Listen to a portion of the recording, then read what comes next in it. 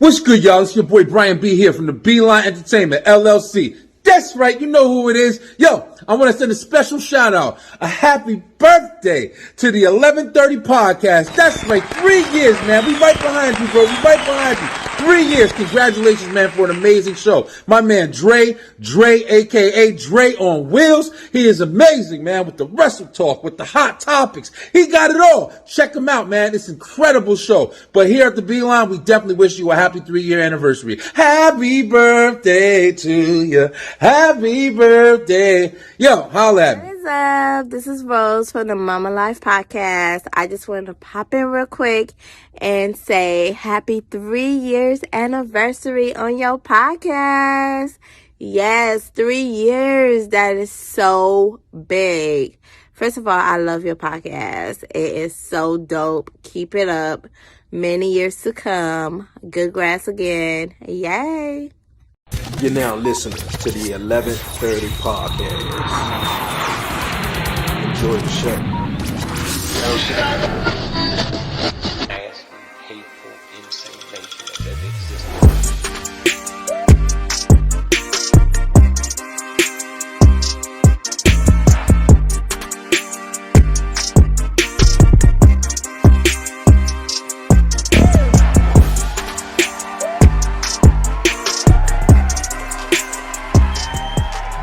Yo, what it do, everybody? It's your man Dre, aka Dre on Wheels.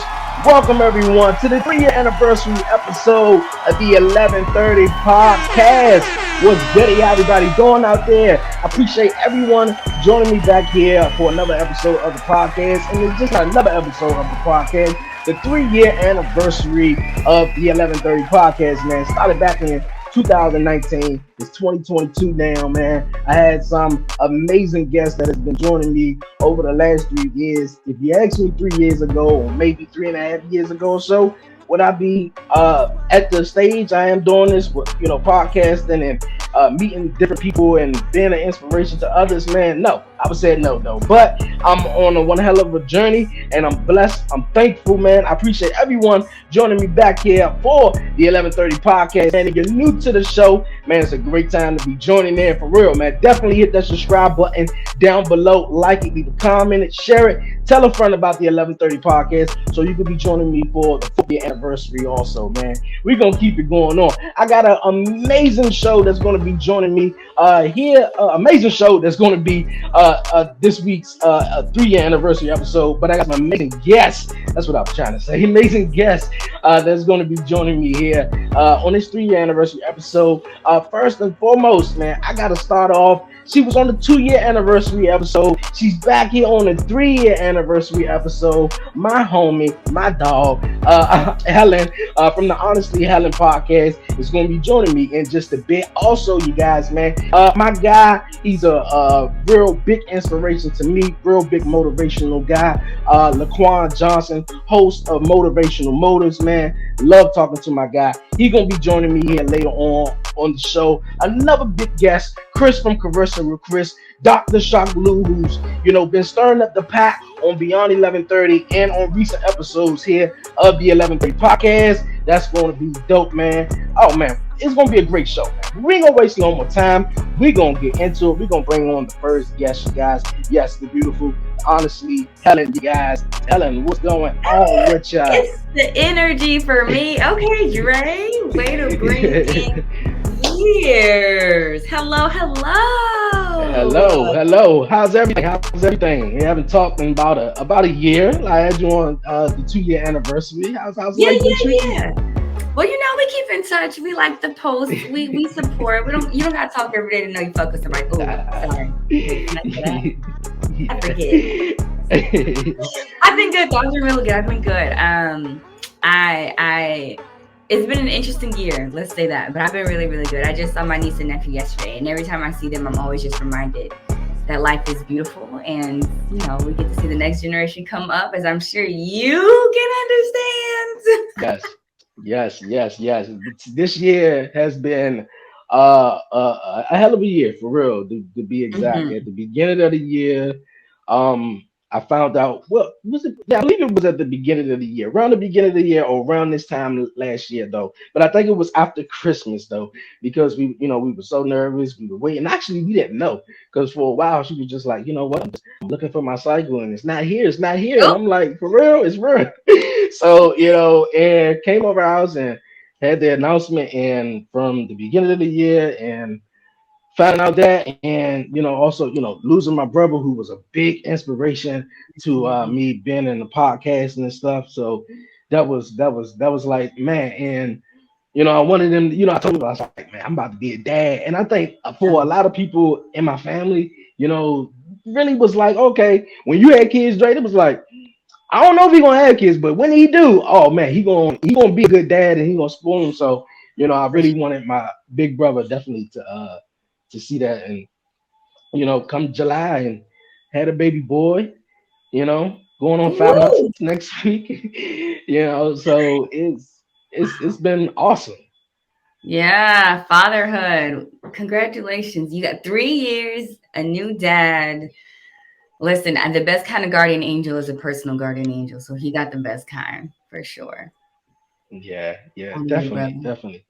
definitely. Yeah, being a dad now is actually cool now. I'm getting ready for Christmas, and this has been like one of the first Christmas that I kind of like, had a whole lot of stress around and trying to, even though Oh, 5 months and stuff like that, he ain't going really, next year Christmas is gonna really be the Christmas for him. But just trying to be a good dad also, stuff like that. I But mean, you know, you have to be a good dad. You also have, I mean, I feel like the older I get, the more I always seem to go into thinking about just how you also are represented in the world. But like, you have to be a good dad. You also have to be a black dad, and you have to be a good black dad in a world with a disability, in a world that isn't set up to really embrace you. So, I mean, the world is a funny, embracing, hurtful, asinine type of place, but in the end, it's what you make it. So the fact that you already coming out with that, the mentality is you just have to be a great dad. All the odds are, that's like a back burner thought, which is a beautiful thing to hear you say, because you can, it's so easy to think about how hard it'll be, but for you, it's like, no, you're just gonna show up and be there. And that's all your son needs. Like, that's all we all yeah, actually need, which is why I think a yeah. lot of our black men now got so much trauma. But that's a whole nother conversation. I ain't gonna do all that. I ain't gonna do that. Hey, you're right about that. You're right about that. Definitely. We was talking about that on a recent show. And with so much going on in the world, you just gotta find something to be happy. Um, Yeah. what's been going on with you in the podcast? I see you still doing your thing, and stuff like that. Yeah. What's new? Listen, this year has been a very interesting for my podcasting life. It's still going. I just dropped what's episode 8 or 7 or 8 this week. I need to go live more. That's really what I'm trying to focus on more, is doing the lives more, Mhm, because mhm. everybody say that's where it's at. And then everybody's like, oh, you really should just make more reels and stuff. But first of all, y'all, okay, it is to record it, but to put it together how Yeah. y'all want to look at it, and y'all got attention spans of a squirrel. Like, it's easier said than done. So I had told myself that I was gonna do more because I had this little break before I start work. Um, but I just been enjoying not doing nothing. So I'm still recording, but I will say I've been giving myself a little bit of not a break, because I still show up, but I feel like I should have put out more content. And I was like, you know what, girl, we're not gonna stress ourselves. We just gonna take it day by day, but it's still going really good. I will definitely say the more you do it, so the more consistent you are, the easier it gets. And I can even tell your growth, and even like your introduction to your show has gotten so much better, so much more confident, so much more smoother. So kudos to you for mastering your craft and getting better at it every day. That's how you can tell someone that's really into it, podcasting, because I've actually heard a lot of people say they want to start a podcast. And I always say it's a lot more work than you think it is. And you have to be Yeah. passionate about it, because it's easy to fall off. It's very hard to get back on, which is why I can't fall off, because Hmm. I already feel it in my Yeah. spirit. It's going to be a long journey back. Yeah.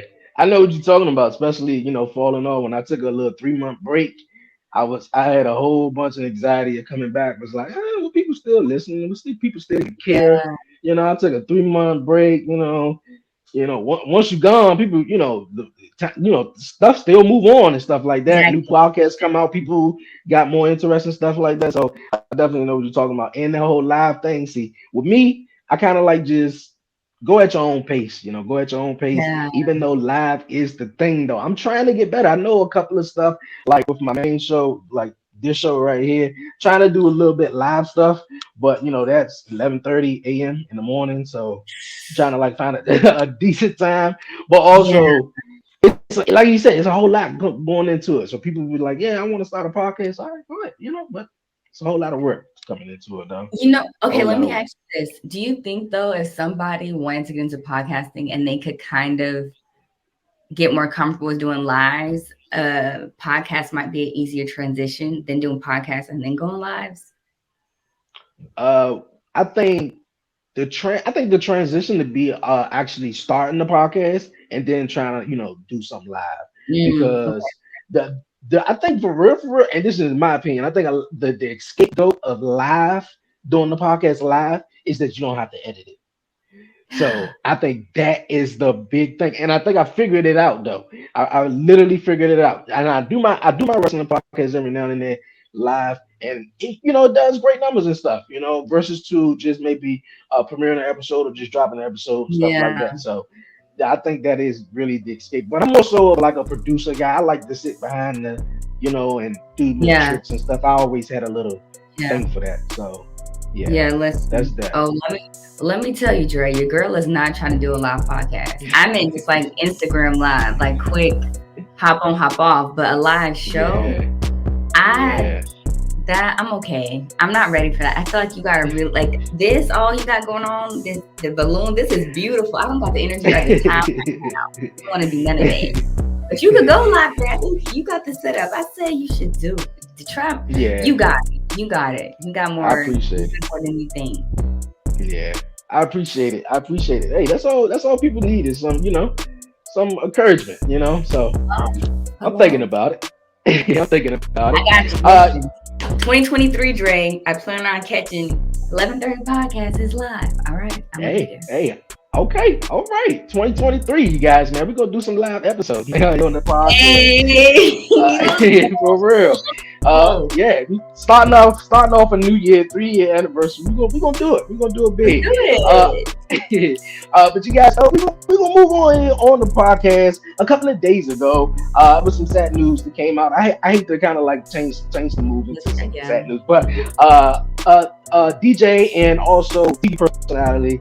I'm pretty sure you have heard Twitch, who was on the Ellen Show, passed away, and something like that. And I wanted to get your thoughts on it because, for me personally, when I initially saw it, and I was just like, "Yo, man, the guy was like the happiest dude you can really come across." And you get a lot of people who were in the entertainment world, or just maybe friends that you don't know just personally, Yeah. who just be the happiest but struggling inside, though. Regardless of regardless of the other stuff that may surrounding what could happen or what not happen or whatever like that. What was your thoughts on Twitch and stuff? Oh, honestly, my first thought was there's been this common theme I've been seeing about how Black men really need to nurture their Black child, their inner Black child. And so when I saw that, my first thought was he he I personally believe, no discredit to anybody in his life, but he did not in some way, shape, or form feel safe enough or comfortable enough to express his demons. Because when you have this happy persona, this outgoing persona, this energetic persona, and I know this because that is also who I am, people start to rely on that. People start to gravitate towards that. People start to come to you for that type of energy. And if you aren't aware of it, it becomes if it's not authentic and it's not something that is also reflected on the inside, like you haven't nestled your demons, you haven't talked to them, you haven't tried to console any inner conflicts, you got two different versions of you. You got the facade, what people see, and then you got what's really happening on the inside. If you aren't aware of what's happening on the inside doesn't match the outside, you get worn down. And then when you get worn down, you get real confused about why you got worn down. So I feel like that's where he was, is that he put on this, that's how he wanted to be represented. And it became the only representation that he was allowed to maybe have, or he thought he was allowed to have. And it was too much. And there was not a space where he felt comfortable enough to be really, really, really vulnerable. Because I am a firm believer that there was something going on inside that he wasn't dealing with, that showing up how he had to show up was too much, versus talking about whatever he had to talk about. And people either first reaction be like, really? That happened to you? Or nah, why would you wait this? You know what I'm saying? Like, I really just wish people would understand that okay, I'm gonna wrap this up by just saying this. Actually, recently, sometime last year around this time, one of my coworkers, it was really, really stressful at work. A lot was happening. And when I get stressed out, I reserve myself. So instead of being really outgoing, I reserve my energy for getting my work done. And one day she just was like, Helen, are you okay? And I was like, yeah, no, I'm good. She was like, are you sure? Because when you join like our meetings, the sunshine isn't there anymore. Like, you just show up. And I was like, you really see me, like, you really see that. It's like, and it just really touched me. And I didn't even realize I was waiting for somebody to acknowledge that I had reserved myself, because I wasn't doing it for acknowledgement. It was self-preservation. But to get that acknowledgement literally revived me. I was like, holy shit. Okay, Helen, like, if we're showing on the outside, we need to do something to get it back. But it took someone acknowledging that for me to even acknowledge myself.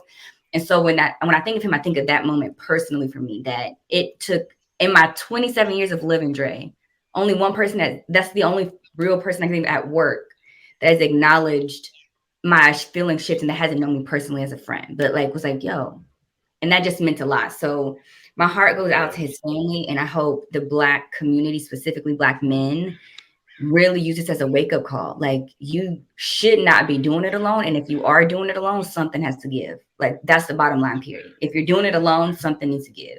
For real, for real. I That agree. was I long. definitely. Sorry. No. Don't be sorry. Don't be sorry. No, I definitely agree. And like you said, it also takes, someone who cares, a family, coworker, or anyone who could just be like, hey, you okay? Because we as humans, we all got our own problems. We deal with it each and every day, struggle with it. And then, far as men, a lot of Black men go through a lot of stuff that we just, some people just don't feel comfortable, or sometimes you don't feel comfortable, and sometimes it could be the person that you with sometimes who probably don't make you feel comfortable of just expressing yourself. It's just letting you talk, and just not just ignoring what you say, or because mental health is definitely a big thing, and it's crazy how that plays out there. Real sad. Yeah. Real sad.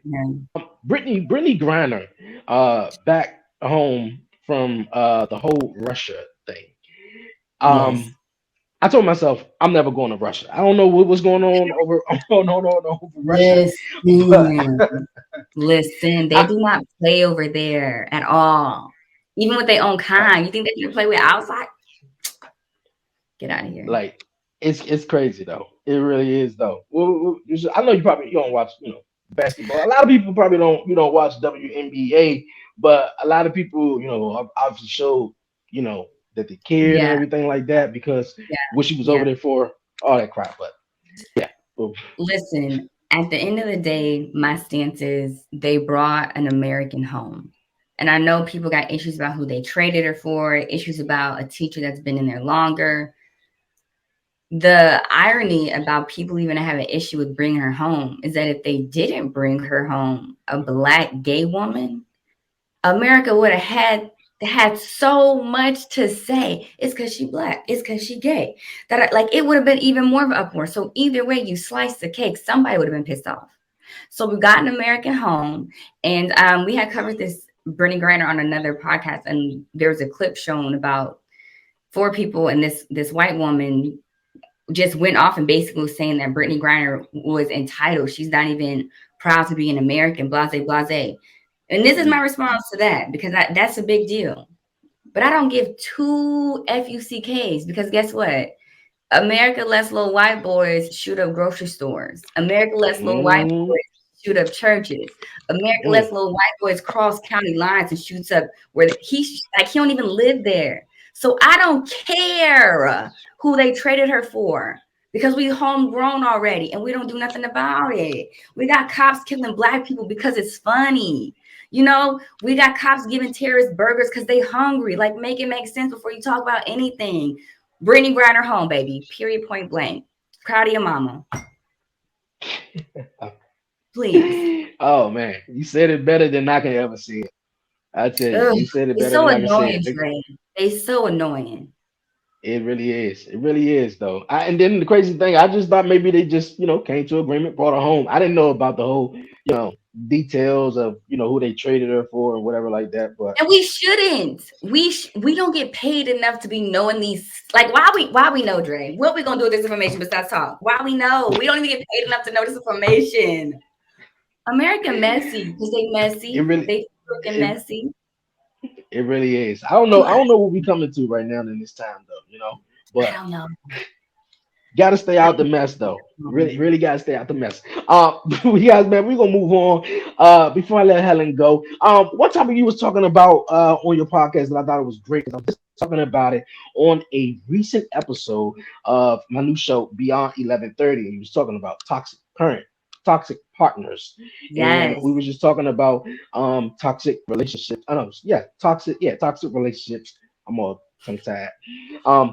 Toxic relationships and stuff like that. And one thing is what was definitely talking about is comprehending, what your partner say, and also communication.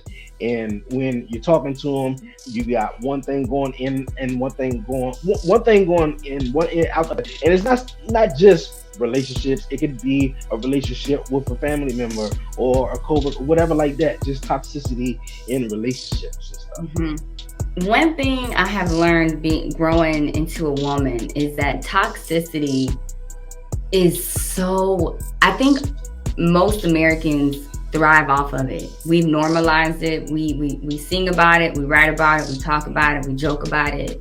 I was raised in a black family, so my family don't got a filter. Like, if you dress funny, it's a rain session, and if you crying, now it's a rain session that you crying about being ringtone. Because why you so hurt about it? Just go change. You know what I'm saying? So like, we honestly thrive in chaos. So it's very hard for us to realize when we're in it and when we need to escape it. So what I have learned is that inner voice that we like to not listen to, that challenges us when something goes left, or when somebody says something and it's true and our first response is to get angry. That's a sign. And I think that has been the biggest lesson, is when somebody says something about my partner and it's not the best thing and it hurts my feelings first, versus me being like, you know what, actually, let's talk. I'm like, okay, I'm having to defend some behavior that I know I personally also don't agree with. But what I said in my episode was, you not finna laugh in my face at me, okay? So I'm finna defend myself and my stupid actions, because you not gonna laugh at me. If I'm not laughing at me, you don't get to laugh at me either. But that's a flag that we, instead of paying attention to it, we deflect, and we're just like, no, this is just a phase, just a season. They just going through a hard time. They not always like this. Girl, Pubba. Listen, y'all, toxicity is real, and you have to trust your gut, regardless of what people say, regardless of time. And I think time is one of those factors that trap us. If someone can't respect you after a certain amount of time, can't appreciate you after a certain amount of time, no matter what you think they're going to do, because they're saying it but not showing it, the world has taught us time and time again, people do what they want to do, period. And if you are believing that they're not treating you any better because they can't, because they got their own stuff going on, they're choosing not to address it, because we are enabling the behavior. If you stick around and don't let somebody, what's the phrase that the kids say now? You mess around and find out, but mess around is, FUCK and find out. You need to let these men find out. Let these women find out. When you mess with a real one, you're going to lose one, because we're not here for that toxicity. We're not here to do these childish games. We're not in high school, baby. We're not. And if you want to be funny, I'm funnier. But by leaving, not saying y'all, we got to leave by being funnier, okay?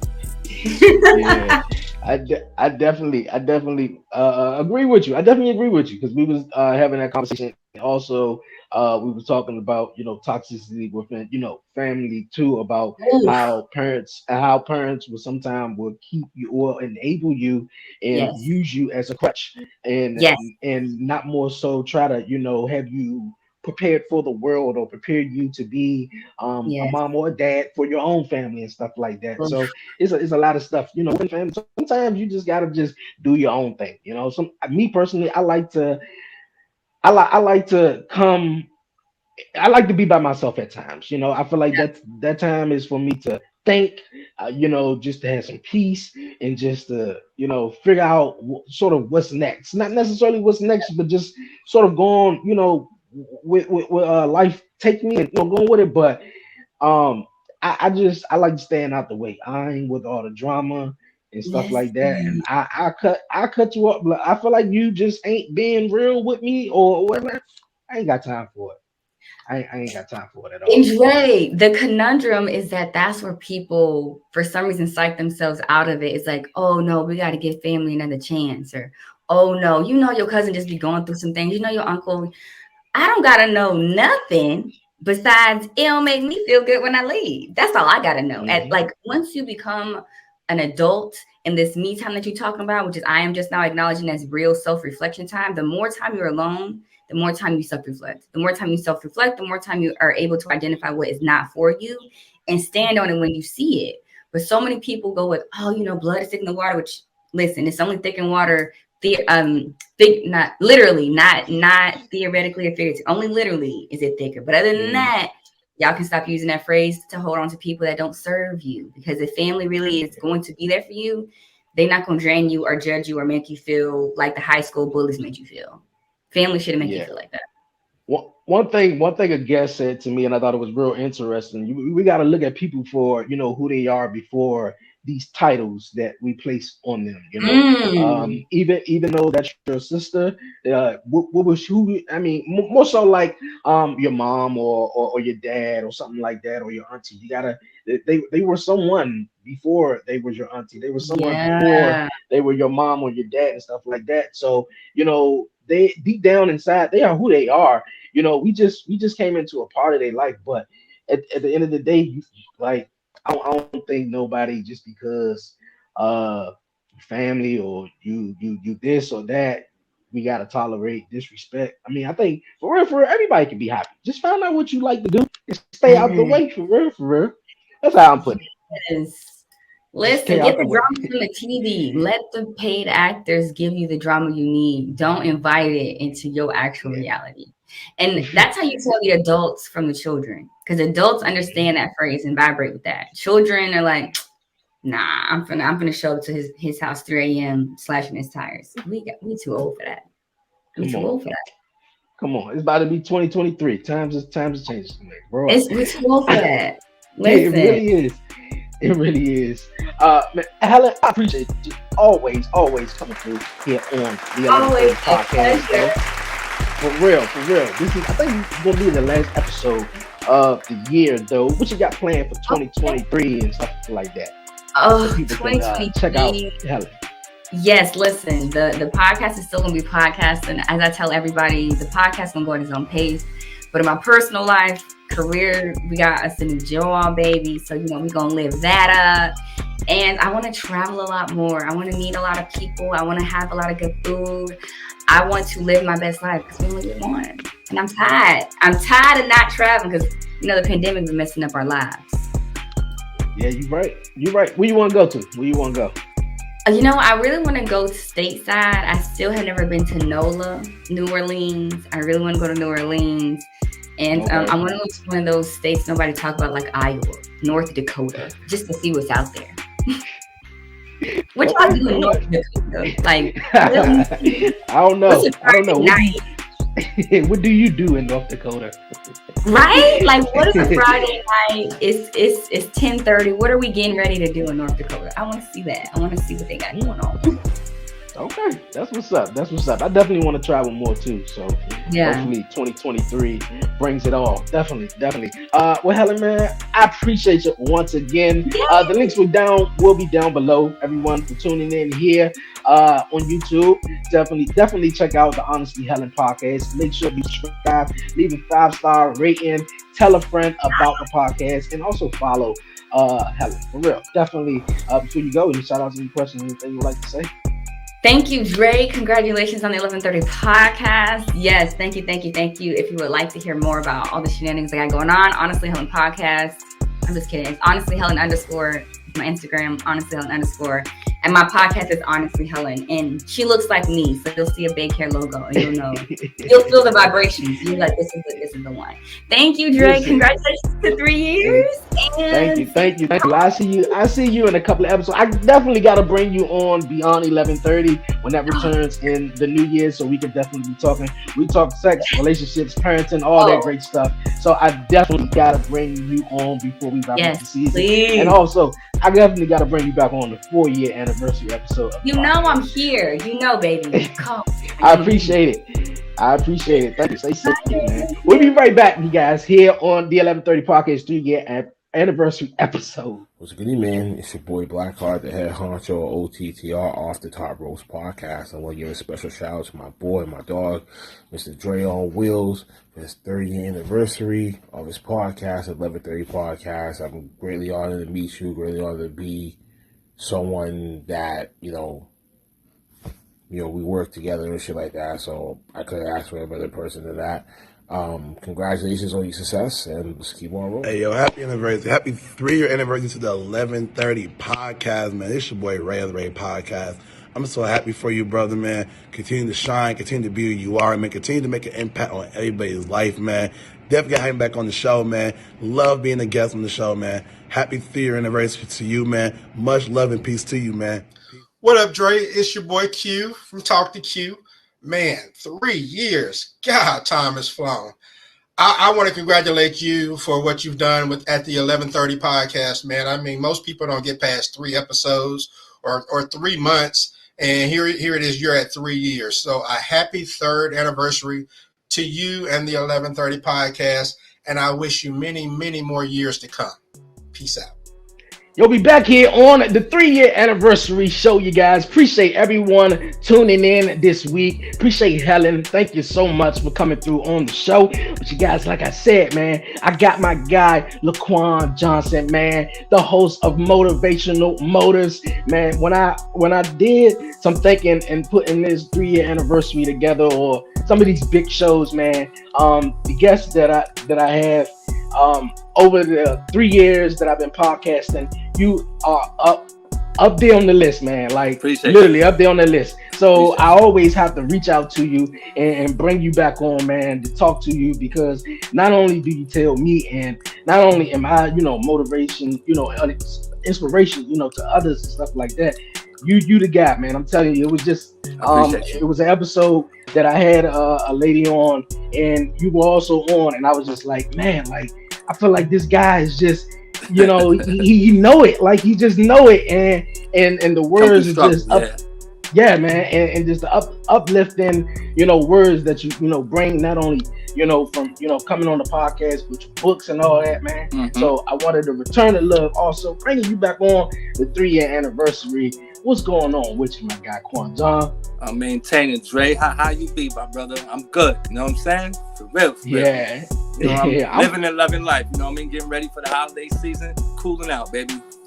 Hey, that's what's up. Me, man, I'm doing the same thing. Getting ready for it. Christmas, it's around the corner. Yep. Little man's, first holidays and stuff like that. So it's awesome, man. Just like we was talking, before you came on. Mm-hmm. My little man, about to be 5 months, and it's going by, real quick. So I'm loving it. Last time I had you on, it was June, and we were definitely talking about everything, not only from your books, but definitely fatherhood and stuff. Yeah, brother. Parenthood is an interesting dynamic, man. It actually, I would say it can bring the best out of you, or it can bring the worst out of you, depending on how you take the situation. You know what I'm saying? I mean, there's some people that I know that had like really, let's say, quote unquote, bad childhoods, and they use that as the catalyst to become great parents. You understand? And then you got some people that had quote unquote bad childhoods, and they say, you know what? Well, that's how childhood's supposed to be.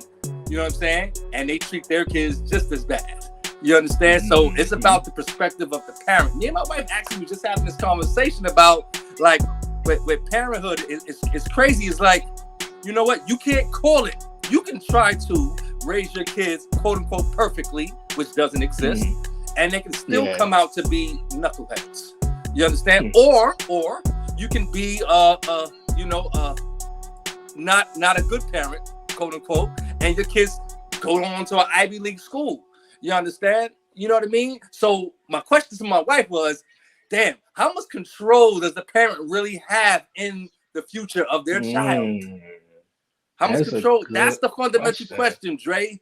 How much control? Yes. And I think as a parent, you got to, I mean, it's like, you know what? You got to say to yourself, well, I do have some control, but I inevitably don't have all the control. And if you can stay in that gray area, in that middle ground, I think you'll be a successful parent with a successful child, man. I like that. I definitely like that because me and my fiance we go back and forth, on different types of conversations and also raising a black boy in society and trying to do some things that's right. Obviously, it's no handbook, it's no guiding on to be parenting and Right, stuff like that. You're going make mistakes. You're gonna learn as you go and stuff. right. But trying to raise him and do certain things Mm-hmm. and you're right. You're not always gonna get everything sort of right or just Right. like how you said and I agree with that. I definitely agree with that. One thing me and my fiance is sort of working on right now because we got a 5-month-old and I Yep. was telling her a little how I felt and stuff like that, like far as now that we have a little boy and stuff, all the loves goes to him, That's right. and stuff like that. And I was, like, I was feeling like, as a man, I was like, hold up, wait a minute, yeah, I know he get all the love, he come number one, but I don't get no hugs or nothing, I don't get no love or nothing like that. Yeah, I'm like, right, right. damn, I feel I feel I'm you. over in the corner playing Yeah, the game, I'm just it, all like, yeah, damn, it's like that in the beginning. But you know what? yeah, I dig that because that actually brings up a very good point because you know, after a while being a parent, you have to understand that you have to take care of thyself first before you can even hmm give love to anyone else. You know what I'm saying? And I know a yeah, lot of parents that give all their 100% attention to the kid, and then they wake up 20 years later and they're like, damn, I didn't look out for me. You know what I'm saying? I put my ambitions and my goals to the side. And some parents have to do that. But if you can make a way to actually obtain your goals and your ambitions and raise your kids simultaneously, I think you should definitely take a shot at it. You know what I'm saying? For parents, you know what I mean? Because yes, your child is the focal point of the situation. You know what I mean? hmm But if you're raising an independent child and you're raising a child that's on top of their game and they're not easily persuaded by, negativity, you're going to have time to do you because your child is going to know how to say no to their peers and they're going to know what road to take, you know what I'm saying, when necessary. You know what I'm saying? It's like I it's guess. give and take, man. Okay, okay. Oh, okay, back to what you were just saying a little bit too, because I think that go on in the black community, and I know a lot of people who have dealt with that and struggle with that also. Talking about when you're trying to raise your kid always the right way. You grow them up respectful and everything, but society, get to them and stuff like that, and the parents or single moms or so wonder what happened, where did I go wrong? Right. What's your thought? I mean, what do you have advice for parents who feel like they done everything right, but then The kid still went. it still went the other way. I mean, you know what? Thank you for that question because I'm actually a living example of that question. You know what I'm saying? And that basically was the basis on my book, Generational Ignorance. You know what I'm saying? This book right here can be found on Audible or Amazon if you're not a book reader. It's a parable. It's not about my life, but my life gave me a basis to write the book because me personally, I have a 23-year-old. He's soon to be 24, and I actually have 3 grandchildren by him already. You know what I'm saying? And you know what? They're a blessing that they are here on this earth. You know what I'm saying? However, my son hasn't educated himself. He hasn't attained any type of resources. He doesn't have anything to give to them at all right now. You know what I'm saying? I don't think he even has any wisdom to give it to them. So I say to myself, Mm. I was young and I had him at a very young age and I had little to no resources. You know what I'm saying? But you know what? I did have the wisdom and I had the guidance of my parents. And I feel like, in my opinion, my son is going in the wrong direction. He's setting himself up for failure. And he's setting his children up to be actually fatherless, to be, you know what I mean, for lack of a better word. And I ask myself, where did I go wrong? What did I do? So me personally, from a personal standpoint, you know what I mean, just to give you a background, me and his mother actually separated when he was 1 year old. You understand? Me and his mother, we come from two opposite sides of the totem pole, so to speak. And when I recognized that in our relationship, I said, okay, if I stay with her for my child, I'm gonna end up one or two places, either in jail or dead, just because her energy and her influence would have probably encouraged me to, you know, basically either try to do all I can do and kill myself or do nothing at all. So I made the decision to leave the situation, totally leave the situation, and get educated, get me my degrees, get me my words of wisdom in line, and raise him from afar, which I did. You know what I'm saying? So I would get him every summer, every Christmas. He had what he had. Every birthday, he had what he had. He never went without when it came from his father's resources. You understand? Now we fast forward 20 years later, and I'm like, damn, where did I go wrong? And I think where I went wrong, I think that the fact that I left the situation, I felt like I was obligated to give him the world. You understand what I'm saying? Yeah. You know what I'm saying? I felt like, damn, I'm not there. And I know his mother's resources is not, well, you know, as far as I know. You know what I'm saying? My resources are legal. I don't know what hers is like. But I know my resources, where they came from. And when it came to me, he never went without. You understand? So what I did was, I said, since I'm not there physically, you know what I'm saying, I'm going to give him whatever.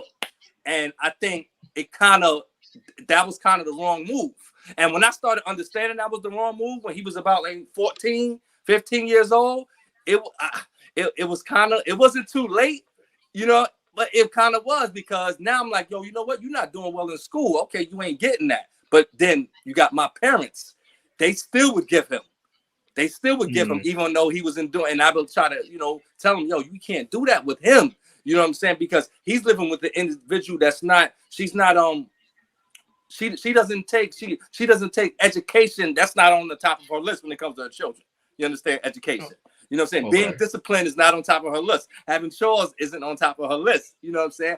In my opinion, I wouldn't say that I say she's not a good parent, because I think that the things that she deems to be important don't start with her children. Let's say that.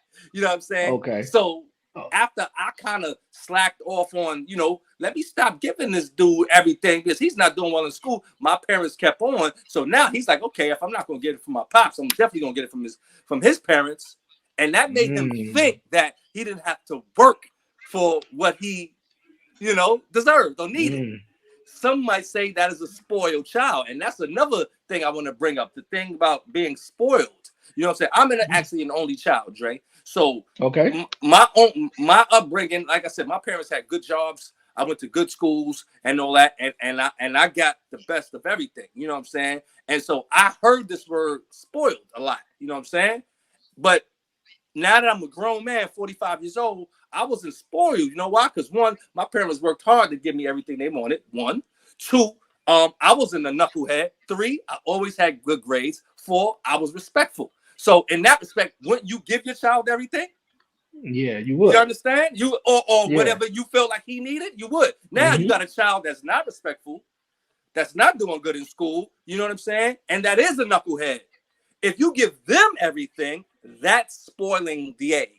You understand what I'm saying? And basically, I think that's what me and my parents, we actually did. We actually treated him like they treated me as a child. And then when I understood what we were doing, it was kind of too late. You know what I'm saying? To be honest with you. So to answer your question, it's like, you got to really, really assess who your child is and what their needs are. And you can't live in your past through them. You understand what I'm saying? That's what I'm saying. A lot of parents get that twisted, like I did. You know what I'm saying? I said, damn, I know his mother can't give him X, Y, and Z, so I'm going to give him X, Y, and Z. When he actually doesn't deserve X, Y, and Z because he's not following through with his end of the bargain. His end of the bargain is being a good student. That's all children have to do, really. And you know what I'm saying? Yeah. They don't have no bills. You know what I'm saying? They don't got nothing else. No. Go to school and do well in school, right? Yeah. So if you're not keeping up the end of the bargain, your parents should definitely slack off on the resources that they bestow upon you.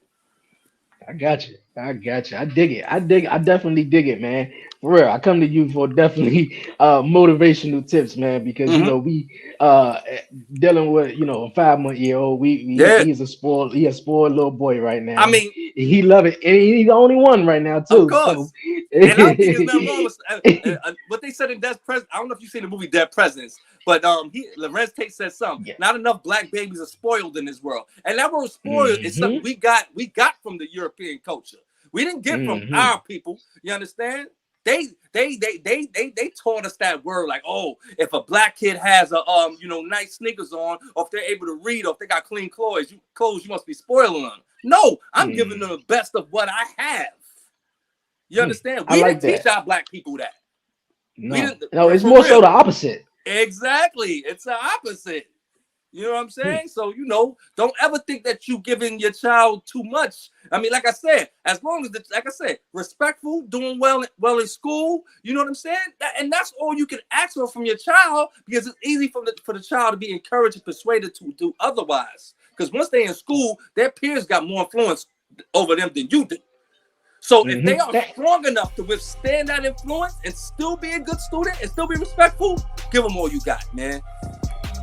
I agree with that. I definitely agree with that. And that was the last part you were just saying, like you said, once they go to school, then you got the kids that want to influence them and do all this like that. And that's out of your hand though. And that's the part I think. Obviously, he's only 5 months, but I think my fiance always talking about it and preparing herself obviously mentally for it too. And talking about that, and I was like, you can't control that. You can't control what all these other kids do, and we could just only be the best parents that we can. Right. That's it. That's right. That's it. That's right. That's it. You know what I'm saying? All right. And go ahead, baby. Sorry about that. No, go ahead. No, go ahead. And like I said, and don't feel like and other parents, elder parents, they're gonna try to tell you how to do things, and I'm not telling you to not listen, but you know what I'm saying? Don't let them persuade you to do it their way. You understand? You know what I mean? You and your fiance, y'all gonna have to incorporate and grow as parents yourselves. You know what I'm saying? It's like creating something out of nothing. It's called an alchemist. You know what I'm saying? Only you can do it. I can create what I create, but it's never gonna look like what you create.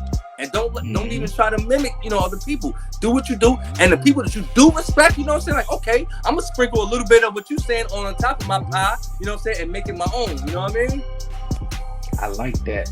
I like that because beginning of parenting, I had a story time episode, where it was just like things had got little sketchy for a minute, because it was like when I was asleep and when somebody came in and was getting upset because I'm sleeping, the baby sleeping. I'm like, this ain't got nothing to do with you. I understand we here at this location for a moment, but if I'm asleep and my son right here, he sleep, what's the big issue though? Right. And I feel as though it's because it's this mindset where I feel like not necessarily the older generation, but they think that the young ones don't want to listen or whatever, especially when it's coming to their kids. And it's not that no one want to listen. Oh, I'm open to listen. This is first time parent. You feel me? But let's do it. Let's do it our way, and let's learn. Because if you spoon fed us the whole way, you feel me? Then you're not gonna learn. Never. That's so. I totally agree with that, man. Totally agree with that. But you guys, man, we're gonna move on. You guys here on 3-year anniversary episode. Kwanjan, there's been a viral clip on the podcast that I've been talking about here and there, and also on my new show Beyond 1130. I want to get your opinions on this real fast. Absolutely. All got to take accountability, because we got a lot of men out here to be simping. But it's too, they was raised by a single mother too. And I've always said this too, not to diss women at all. So before women start throwing jabs or getting hot and whatever, this is not to diss any of y'all, man. I'm just stating some real facts. One thing a man cannot do is make a little girl into a woman. Unless you're doing like that sexual stuff, but we're not even getting into any of that. I'm just saying, talking to her and showing her how to be a woman. Only a woman can do that. But there's one thing definitely that you cannot do either, is turn a boy into a man. All right, come Deep, on, John. deep. What's your Yeah, thoughts on bro. that? Ooh. um, this is something I actually took a lot of, I thought about a lot, you know what I'm saying? Because in the writing of my fourth book, The Presence of Patriarchy, which is being published right now, I speak about that. You know what I'm saying? Yeah, I totally agree that a woman can't see. It's like this. Let me give you an example. This is not an example because this is real life. Actually, I got a Okay. friend of mine, a very dear friend of mine. Actually, a friend of mine that actually introduced me to my wife today. So he's a very dear friend.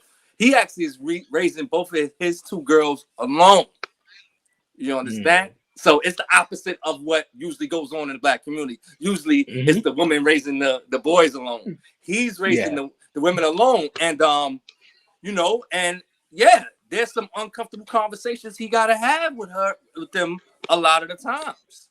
You know what I'm saying? And sometimes he'll call me. He doesn't call me for advice per se, but I feel the need to let him know that first and foremost, you as a single father raising these two beautiful black women, you should commend yourself and give yourself a pat on the back from jump.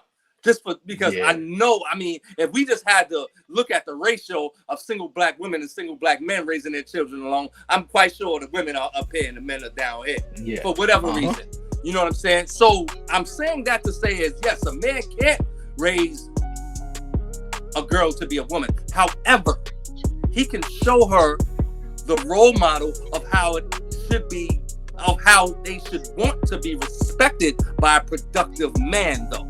You understand? Him as the father, he can show them like, hey, I'm gonna say I'm the prototypical guy that, you know what I'm saying? I love my black woman. I don't respect my black woman, and I'm here to provide and protect my black woman. You understand? He can show them that role model. So when they get older, I'm not saying they're gonna look for a dude that's like daddy, but they're gonna know what it is to be respected. They're gonna know what it is to be provided for. They're gonna know what it is to be protected, because daddy already showed them that. So he can't show them how to be a woman per se, but he can show them the prototypical role model of a strong black man, though, which is just as important. You understand? And so on the other side of the foot, like you and homeboy was saying, being raised by a strong black woman teaches you as a black man how to respect that strong black woman when you get her. You understand? So you're right. Your mother can't show you how to be a man, but she can show you what it is to be a strong black woman that you should honor and respect and cherish and love, because the black woman is the strongest species on the planet. That's just my opinion. You understand? You know what I mean? So, but at the end of the day, like I said in my book before, even though we have the absence of the same gender parent, we find role models, Dre. We find role models, good or bad. You know what I'm saying? And that's where that single parent, that's where their duty is. Like, okay, you know what I mean? Like if mommy has knuckleheads coming in the house as her boyfriends, now we're gonna look at this knucklehead as the role model. You understand? You know what I mean? But mommy has respectful dudes coming in the house that as basically serving as my pseudo father and my stepfather. I'm gonna see this man as a role model. So mommy doesn't have to. Mommy's never alone. If there's men out here that's gonna be my role model, they're gonna be. But it's like she's gonna have to be the focal point. She's gonna have to show me and give me the path to where these men are and who these men are. You understand? And as the black man has to do with his daughters, he has to show them what being a woman is like. He can't teach them what it's like, but he has to show them. You know what I'm saying? Whether it be his sister, whether it be his own mother, whether it be his love interest, whether it be their teacher, their volleyball coach, somebody can serve as this role model of the same sex. I agree. I had a guest on one of my other shows, Beyond 1130. He said something that stood out and stuff like that, and it's very interesting though. But he was like, women raise men to be gentlemen, and men raise men to be men. and I thought that was interesting. But what your thoughts on that? My first question would be, what's the difference between a gentleman and a man? You understand? Okay. That would be my first Yeah. question to that guy. What's the difference between a gentleman and a man? See, I think what he's focusing on, that word gentle. You understand? He's focusing on the word gentle. And because in his upbringing, probably, I'm not saying this is true, but most of us, we are taught not to be gentle. We are taught not to cry. We are taught not to show any fear. We are taught that being a man is basically stern face, and you know what I'm saying, when somebody disrespect you, punch them in their face 100% of the time. You know what I'm saying? But they don't but I hope that if you're being taught that way, gentlemen, if you are teaching your son that way, let him know that in this day and age, you punch this dude in the face, he might pull out a gun and murder you. You understand? So it's nothing wrong with teaching your kid how to defend himself, because he should know how to defend himself. But let him know what the repercussions could be. You understand? Because I know a dude that, like I said, when I grew up in the urban area, you know, a guy, he was a very good, dear friend of mine. You know what I'm saying? And he got killed at the age of 18. He wasn't no bully at all, by no means. But he was the guy, he wasn't scared of nobody. He wasn't scared of the older dudes. He wasn't scared of nobody. And if you crossed them, it was going to be a problem. Long story short, he had gotten a problem with a dude over a girl. The guy knew he couldn't beat her, so he murdered him. Period. It's been 27 years now. He's gone. You understand? Because I'm quite sure he was raised with that attitude. You understand? Yo, they cross you, take care of business. Nothing wrong with that. Nothing wrong with that. But these men should know what the repercussions are too of taking care of business. If you're not ready to confront the consequences of taking care of your business, go the other way. I like that. I dig it. Understand? I dig it. Yo, and that doesn't make you a coward either. You're right. You're right. And you know, how certain men will look at it like, I'm not a punk, and I'm not going to turn the other cheek or whatever. Nah, man. You just got to be smart. Yeah, you got to be smart. Yeah. Your life means more than anything, than any word that you're going to be called. My life is more precious than anything. Right. You're right. Quan John, man, it's always a blast chatting with you, man. Tell everyone, man, when the podcast, where they can catch the podcast, some new stuff, and your new book also. Thank you, brother. So, Motivation Motives, Quan John, we entered our second season. I haven't started the third season yet. It will be coming this new year. As Dre said, I got a new book that's being published right now, Presence of Patriarchy. But I actually want to, just chime in on my 3 books that I have out now. Motivational Motives. We got Motivational Motives right here. We got Habitual Habitat and Urban Sermon. And we got Generational Ignorance. All these books can be found on Amazon, Apple iTunes, and Audible. And my wife actually just co-authored a book. It's called High Heels and Low Places. This is a book from cancer survivors, because my wife is a lovely, amazing, strong cancer survivor. She overcame that demon. And these are stories from women that have overcame this ordeal and this disease. And they're giving you step by step of what transpired in their lives. This book right here is not on Amazon. It's not on Audible. So basically, Dre, for those that would buy a copy of these books, either on Amazon or Audible, any of your viewers that buy one of these books on Amazon or Audible, I would send them a free copy of High Heels and Low Places. Okay? Okay. So that's the sidebar. All right? So Gotcha. Amazon, Audible, Laquan Johnson, all my books, and I'll send you a free copy of High Heels and Low Places. Hey, man, that's what's up, man. That's what's up. That's awesome. No That's really awesome. For everyone who's listening and watching, man, the links would definitely be down below in the description. Get you a book, man, so you can get the copy of that new book, man. It sounds really interesting, man, for real.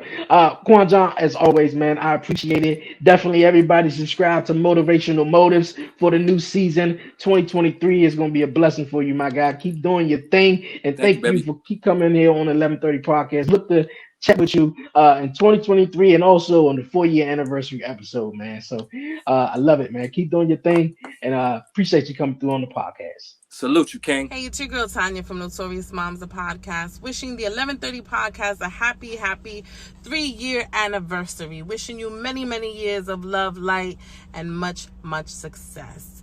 You the bombs. Keep being great. Hello, Dre, this is Warren Muller from the Buzzer with Muller podcast. I am currently at Disney World, as you could tell. Hey man, I just want to say happy 3 years. couldn't do anything else, man. You're my commission boy. Definitely big accolades that you have been accomplishing with all the shows that you've been running, all the producing, man. Just keep that up, man. Happy 3 years, man. And still more to go, bro. Commission out. What's good, Dre? On behalf of the Get It Off Your Chest podcast, man, we just want to congratulate you on your 3rd year, man. Keep putting in that hard work, keep putting in that grind. It's all going to pay off for you, I promise, bro. Hey. Yo, we back here on the 1130 podcast, 3-year anniversary episode, man. It's been a great show, great vibe. Appreciate Helen from the Honestly Helen podcast coming through on, and my guy Quan John from Motivational Motives, man. For real, still to come. My dog, man, for real. The first guy who I had on the 1130 podcast show, Chris from Conversing with Chris, enemies of the podcast. But yo, we got my guy Shock Lou Dreams from Shock Lou Dreams podcast, and my homie. What's going on with you guys, man? What's happening, man? We here. What's good, brother? Yo, how you guys doing, man? Man, we Yes, man. How's everything been, man? Had you guys on Beyond 1130. That was awesome, man. And also, Shock Lou Dreams been on the main show. But what's going on with you guys? Like I said before the show, I had to bring you guys on, man. I just love the content, love the vibe with you guys, man, and chopping it up with you. That's what's up. And you see it, man. Always ready to talk something, man. Looking for a good topic. Get some people to listen and inspire other people, man, on what we do. Yeah. Hey, man. That's what's up. The year coming to a close. Any big plans basically for the new year, or any things that you guys are grateful for this year that just passed? Well, I'm grateful for actually just even getting to where I'm at right now with the show, man, because I've been doing this going 2 years, about to go on 3 years as you hit your 3rd year anniversary. Congratulations on that. Appreciate it. I'm finally starting to get people to view and listen to us and everything. I actually got Shock Lou Dreams 2.0 that I've been talking about for the past few months. I haven't done it yet, but I think I'm gonna finally start getting that in the works. I just need to get some camera angles and a little more adjustments, and then we'll finally get that going. But the hardest issue is just trying to get people to come for interviews, man. I was gonna ask you that, like, how do you get people to come and do interviews with you, man? Because it's hard. Yeah, it is, and I think since coming from break, that's kind of like been some of the challenging things though. But in the Facebook groups, I think that's how we got connected. In the Facebook groups, I kind of like put out a post every now and then or so. I don't kind of like put them out frequently, because if I do, some people I won't get back to, and it's not trying to be funny or not be like, oh yo, I just don't want to deal with you. For some people, I just haven't had the chance to get back with, but I just reach out to a lot of people who just be like, yo, man, I'm looking for guests and to come on the podcast. Normally people are, guys like you, my girl Helen, Chris, you could just talk about anything, and then you got certain people who are just stuck on one thing, to be like, yo, what's the topic? We'll be talking, and stuff like that, instead of just coming on vibing and stuff. So then you got people who call out and be like, yo, this came up or whatever like that. In the first place, I don't think you never seem interested, like you really wanted to come on. So when they call out, I just be like, hey, it is what it is though. But just building your community up, man. And yeah, you don't necessarily want to have the same guests on though, but just building some people up who fuck with you and just be down to rock with you. And I think because you seem to always have a lot of guests in your. I mean, every episode I post up every week, you have people. So I'm like, man, you got something that you getting them. So I'm just like, what's your secret technique? What's your pizzazz? Well, be fair, most of the time we want guests to come in. We don't really want them. We don't do it like virtually. Remote, how we doing it right now, virtual, right? Okay, no, but I've posted up before that I'm looking for guests. Yeah, and I get crickets, bro. And I see this man doing it, and I tried doing it the exact same way he did it, because that's how I reached out to him. He posted it up on a group, and I was like, "Yo, I'm down." And then he hit me up, and then from there we just kept on going. One thing I learned, because man, in all these groups, I don't know how many groups you guys are in, man, but I'm in like 40 something groups, and a lot of people podcast, obviously, not the same. So you'll post something, and I try to more so do it in like the Black podcast groups. Try to support other Black podcasts such as you guys selves. So just reach out to other Black people, man, and just want to vibe on them, vibe with them on the show, and that's kind of like what I do. And also, I think another thing that would help too, sharing like promo clips of your episodes. So I Okay. think a lot of people do hit me up and be like, "Yo, I saw this clip and such such such." So it kind of like go from there and stuff. Okay. I did that. I did that. So I've been trying to do Yeah, lately. Been trying to do the little TikTok things and posting that little stuff up. See if we get people to check us out. yeah. TikTok is kind of viral. I'm trying to like do some, other than just post the podcast clips up there, but yeah, TikTok is definitely vital, man. Definitely vital. Man, but yo, man, I appreciate you guys, man. Definitely coming on the 3-year anniversary episode. It's the Christmas time right now, right? And obviously, it's a question that I talked about, or a topic that I talked about with myself recently because of you know because of certain reasons.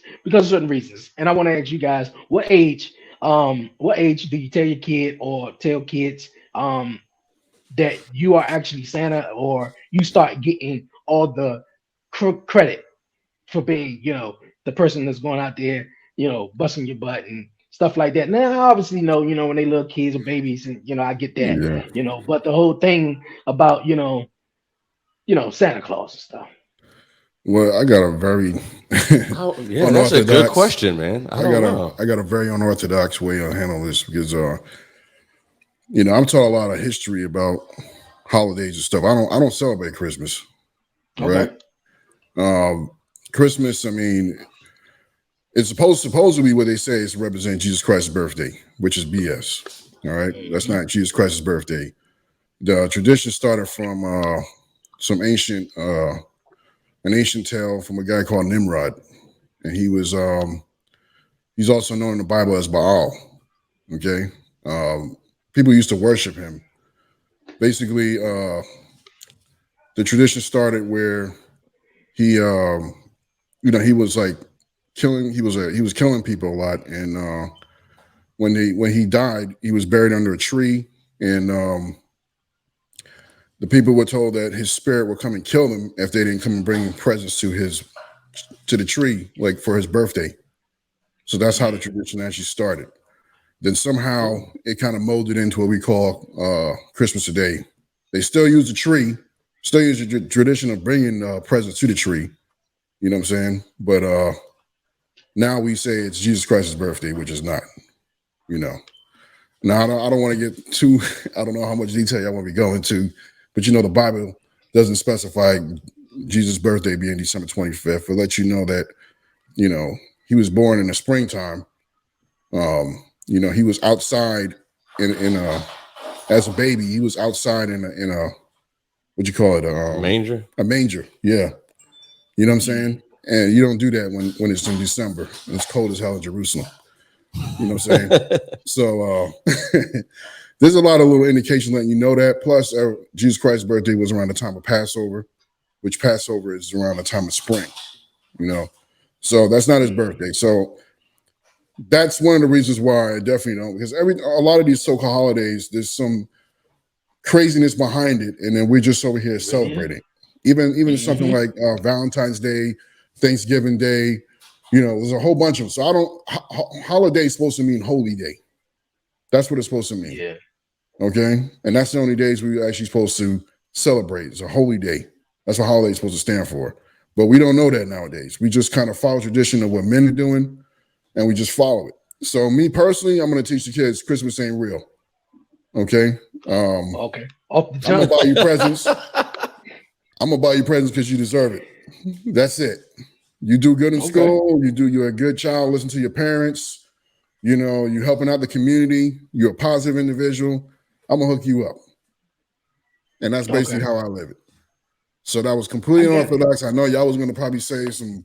I don't know what y'all was gonna say, but a lot of people didn't expect me to come with that answer. So I'm gonna leave it there. I try to keep the details short as possible, but enough for y'all to get some understanding. Okay, So okay, I dig it. I dig it though. Okay, real fast, Shakalu. Okay, so when you was growing up, did you believe in Santa Claus, or did anyone tell you about Santa Claus up until Nah, you I found believed out in it wasn't? Santa Claus till I was about, I think maybe 10. I can't remember the exact time, but it was when the toys mask came out. I don't know if you guys remember that toy. That it was like a truck that turned into like a little, like a transformer type joint. yeah, but it was dudes that drove it and they had helmets that had like special helmets, and it was like a Trans Am. It was called Mask, anyways. But Like Voltron type joint. yeah, it was during around that time and era and Okay, stuff. yeah. So one day I get up, something told me to go look at my parents' car. So I go look in the trunk and I find the toys there. So from that point on, I realized who was Santa Claus. So I mean, I would say it's kind of hard, but like my nephew right now, he's 11. I've never told him yet. Like no one's told him. I pretty much take care of him, watch him and stuff. But me myself, I'm not gonna tell him until he finds out or until he finally comes and lets me know. I just think Okay. let them live their innocence till they find out, and then when they find you, like, all right, you caught me red-handed, so now you know. So you best to be good now for the rest of the year. I'm on your ass. Okay, okay. I can agree with that. I can agree with that because when I was little, definitely, once I went into the closet, I was like, oh shuck, there's some gifts in here. So Yeah. I realized who actually Santa Claus. And looking back at it, I forgot what song who the song by, but I think it's one of the Jackson. I'm not sure, but I saw Mommy kissing Santa Claus, and I'm like, put that shit together. I was like, oh yeah, he was kissing my daddy over there doing Yeah, something. Daddy Santa But Claus. yeah, yeah. But He was getting the milk and that's cookies. Man, I say yeah. Okay. if you're gonna practice tradition, man, just I ain't gonna don't lie to the kid, man. Like, look, I'm Santa. Okay, I don't want this cat that ain't even real to get credit for the stuff I'm buying with my hard-earned money. That's what I would think if I'm gonna follow the tradition. But you guys do you know. Hey, look, everybody. That's the To each thing. his own. To each his own. Yes, to each his own. And everybody each his own. got the great different point of views, man. Really got great different points of views, though. What's new for you guys, man, in 2023? Man, well, I got some stuff going. It's not new, but it's going to be new this year. For the past, a year now, I've been trying to do the clothing line. I really don't believe in New Year's resolutions, but I do believe in stuff that I need to start doing because I do that every year. So one thing I am going to do this year definitely is try to push this clothing line a lot more. And it's not really a clothing line. It's more of like a custom line. So it's like whatever anybody needs, we'll try to customize it and put it on a shirt or a hat, as you can see here. At Shakalu Dreams here, this is some of the customizations that we do on our stuff. But I'm trying to push that. Like I said before, we're gonna do Shakalu Dreams 2.0, and I'm hoping by mid year next year, man, we're monetized. We're finally gonna start getting paid for this stuff. Okay. One of my main goals, and I have to put it out there to make sure I do it, is to lose some more of this weight, man. Just want my health right. I suffered in 2022. I got the COVID vaccine. I've been vaccine. I've been in and out of the hospital. Doctors don't know what's wrong with me. I've been going through all type of symptoms. Even right now, I'm still kind of sick. And ultimately, the only way I'm going to get better, because they don't know no answers for me, I have to just get all the weight off and just eat as healthy as possible. So that's the goal. 2023 is to eat as healthy as possible and let food be my medicine. That's going to be hard. There's a lot of, it sounds easy to say, but it's hard to do because I've been living it. I've been doing it. I'll be good for like a month and then I'm off. Back to square one. You know what I'm saying? So that's my goal for 2023. Okay. Eating right. Okay. Yes, sir. Eating right. Yeah, definitely. I think that's definitely my goal, man. Stop trying to eat too many cheeseburgers and stuff. But yeah, man. The podcast, man. I'm definitely trying to keep on growing with it, man, and definitely have you guys back here for the 4th year anniversary, and definitely before I end off Beyond 1130, definitely got to get you guys back on, because the clip that me and Shock Lou, the clip that I had Shock Lou Dreams on the podcast has been going around viral, and a lot of people had a lot of things to say about it. I wish I had the video clip already ready, but I'm pretty sure I'm gonna edit Yeah, it I and like to know probably which put one it it in is, it. man. The one you were talking about where women cannot raise men Yeah, because to be. So they no, must go ahead. have I was listening to they you. must have My had a bad. lot My of things to talk apologies. Yeah, about me. nah, Yeah. the one where you was talking about women cannot raise men to be men. Women can raise boys to be gentlemen. Men raise men to be men. Let me explain what I mean by that.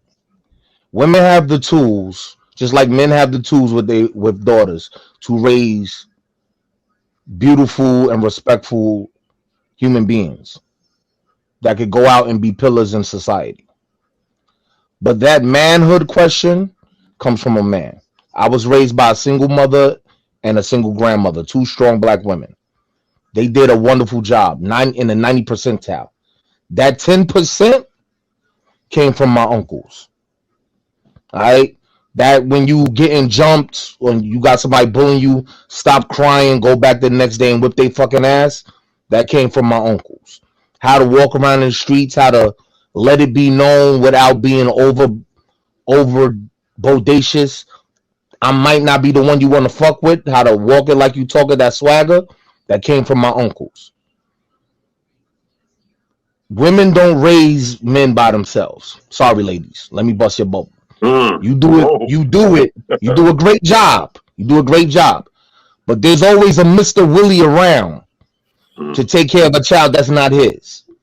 So we can stop that narrative right now. Okay? The Mr. Willie taking you to your T-ball games and to your basketball games. Whenever the son's broken the house, he automatically comes and fix it and don't want no money from mom. He getting paid a different way. Okay? This is a community thing. It takes a village to raise a child. You didn't do it by yourself. You had it hard. You did a majority of things about yourself, and you need to be commended and authenticated and revered. But you didn't do it by yourself. No, I mean it's vice versa, because I think a man can do that too. I mean not a man, a woman. I mean, there's She can't raise him, but if she has him around a good man, she can feed him into influencer. She can feed him to the height of a man. But she ain't gonna teach him. It work out. But her personally, no. She ain't gonna teach him the men mentality. You know what I'm saying? He's gonna have to think like a woman. In most cases, unless you had some men around that kid to give him a kind of a male influence. But even with that, that's not enough. You need the father around. Okay. You need a man to raise that boy. I said a quote to the guest who was on a little bit before that, and he said one thing that women raise men to be gentlemen, and men raise men to be men. Yes. And my guy before, my guy Quan John, he said, I think my guy Biggs was focusing on the word gentleman. And the reason why he said that is because obviously, men are brought up in this world to be, tough, be straight faced, be, this, that, and the third and stuff like that. They're not raised to be gentle and stuff like that, or be, this type of way and stuff. No weakness, no mercy. Cobra Kai. Yeah. And that's what he's saying though. Like, is it okay? Is it okay for? I mean, and that's another thing he was saying. Most men that will look at it as being weak. Do you guys feel that way? As maybe being gentle is looked at being weak? No. I think for you to be a full-fledged man, you have to play every part, but you have to control those emotions too. You can't be all feminine and all that stuff, But I think everything of being a man is to learn how to be understanding, be a leader, solve problems, be kind to others, and humble yourself. So it's not all about just being masculine and all that, but being masculine is a very, very essential part of it. To me, I believe it's like about 80%, because, I mean, if you can't defend nothing, then you're not really a man. So, I mean, being a man, it has to be part of defending, because if you don't believe me, hold on for a second. Let me explain this one real quick. If you don't believe me, look at time. Time speaks for itself. Look at how things been before we had all this technology, before we had all this stuff that we got now. It was men being like real men. They were Vikings. They were Moors. They were Israelites. They were samurai. They were what else was there? I mean, there were so many things, but they were men. You know what I'm saying? None of the femininity and none of that shit. They still had a soft side in there, but at the end of the day, they were men. Just like soldiers, you know, we cry for each other, we cry for our brothers and everything. There's still femininity in us, but it's not that femininity that women want. Like men still have a soft side in them. I can't call that part femininity though. It's a soft side, man. It's a balance. I get it. I mean, there's got to be a balance. You can't be hardcore 24/7. Yeah, you know what I mean. I get that, but the part you was asking, like, is it all for like a man to be gentle in the gentleman part? Like, you know, it just depends. You know, you can't be too much.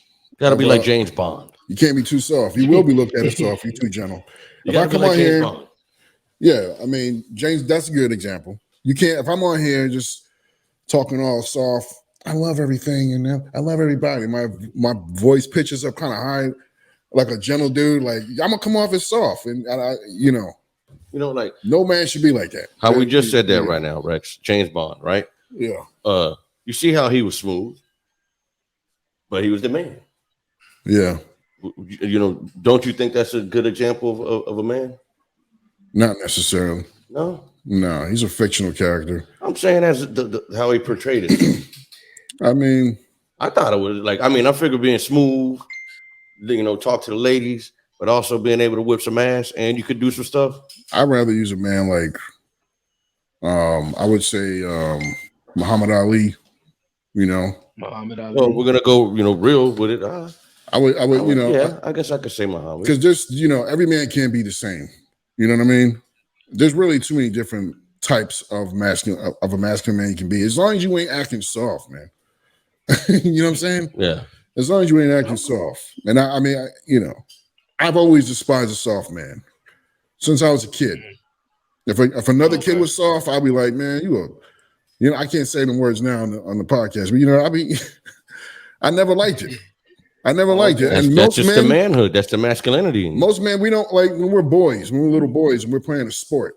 The guy that's soft, we'd be like, we don't want him on our team. We don't care if it's. You would not pick him at all. We don't want. You always rolled with either the coolest man or the strongest man. Yeah, we didn't. It's straight up. We weren't concerned about his feelings being hurt. He went around. If he went off and cried, now we even make fun of him more. Facts. Like, what's wrong with you? You soft. For instance, me, I'm in construction. I'm a mechanical plumber.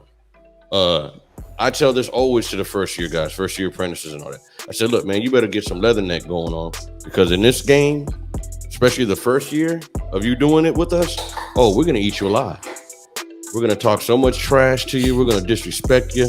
We're going to do all sorts of things. But that just builds your character. Yeah. Because after you pass that first year, and it's kind of like hazing, but it's not hazing. It's like we don't talk about it because we're not doing nothing physical to nobody. But we do, we do try our first year guys. But after you pass that and we see that you actually are learning something and you do something, then we give you the respect. Yeah, because you can't be soft. I'm going to yell at you and give you orders and yell at you when you do something wrong. You got to be like, all right, my bad, and keep it moving. Yeah, you know, you take it like a man. Take it. That's what men do. Chest out. Say, hey, my bad. I made that mistake. I'll take care of it. I'll fix it. Yeah. Not just when a dude do that, Rich, you do that over at my job. You do that at where we at or where I'm at. Hey, we out of here. We clowning. We're 86. We clowning. Clowning. Like there's no feeling bad for you. Like that's and I hate to say it because I've never really. I mean, I've been around those type of men, but I can't do it. It's so hard. It's hard. I have to be around. What do you gotta do? Hug them? Oh, it's all right, bro. Like I got to be around men, and I ain't talking about no thugs or nothing like that. Just real men that are about accomplishing shit and just things are better stuff. And we just ain't on no weak things on the side of the game. You know what I'm saying? We can let our emotions talk and everything, but we not over here. She left me. Yeah. You know, we're not on all that. Now we have times, you know, men break down. We all have those emotions, And bro. that's okay. It's okay because it's rough for a man, whether people want to admit it or not. It is rough for us. Women say they got it rough, which they do. But no, they don't. To a certain extent, I kind of think we got it rougher. We do have it rougher. They don't got it rough. I believe we got it rougher. Me and my fiance was having the conversation about that. I think women got it rough as far as maybe, you know, you carrying, you know, a baby for 9 months and you're pregnant. Well, look, I'll put it to you. Maybe if you got to, go ahead. A woman, it's rough for her if she don't know how to use that magic box. Because she know how to use that magic box, life is not going to be rough for her. At least for the good 30, 40 years, it's not going to be rough. I'm going to say like this. No, I disagree with that. It's rough for a woman if she don't want to look her best. Because that's really all women got to really do is be pretty and act feminine. And everybody, I mean, I didn't say those specific words, but what you say in the box, in terminology, you know, street terminology. I'm just saying you use the box. I think it promotes women to think like being a whore, and I don't. I'm not meaning it like that. Like when you're a whore, we actually disrespect you even more. But nevertheless, if you're pretty and you're nice, that's all you got to do. Somebody's gonna pay your bills, make sure you're fed, clothes is on you, get your gifts, all that. Just by staying in shape and being feminine. That's it. Well, I agree with you on that. About 88% of it. Yeah. Pretty much on everything. Except for just because now how things are. You baby girl, you can't just be pretty and that's it, you know, feed or whatever. Like you got to work too. It's for the average man nowadays, it's a motherfucker out here. I ain't telling you to go pay everything, but you gotta, you know, sprinkle a little something in here to help us out.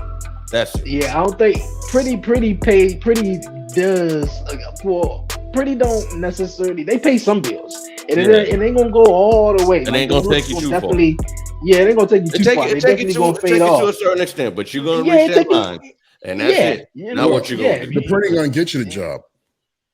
Okay, it'll get you the job. There's some pretty girls that got jobs that we can't. They get paid more than us because they just do something simple like you go to a convention center and they just pretty standing next to a display. Yeah, the go-go bottle. She get $500 that day. $500 that day. You got girls being a bartender. You know what I'm saying? Like you're getting paid way more just because you're pretty. Like pretty takes you. It will. You know, I'm not saying just be pretty and sit on your butt. I'm saying be pretty and be nice. And so many opportunities are going to come. Oh, yeah, definitely. You ain't got to worry about nothing. Men, no, it don't matter. We got to make something. We got to become something just to get noticed. You know what I'm saying? Yeah. And we got to keep becoming pretty something. Men?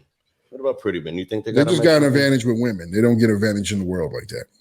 Yeah. You know what I'm saying? They got an advantage with women. They're going to get women easier. You know what I'm saying? But men ain't going to say, oh, that dude look good. I'm going to go hire him and give him an opportunity. Facts. We don't give a damn. Facts. As a matter of fact, we get you out of here. Like, yo, get your pretty ass away from me. Yeah. That's definitely facts. For the job. We don't want your pretty ass over here. Especially if the boss is a man. You know, if it's a woman, I'm pretty sure it'd be a little bit different though. But I get what you guys saying.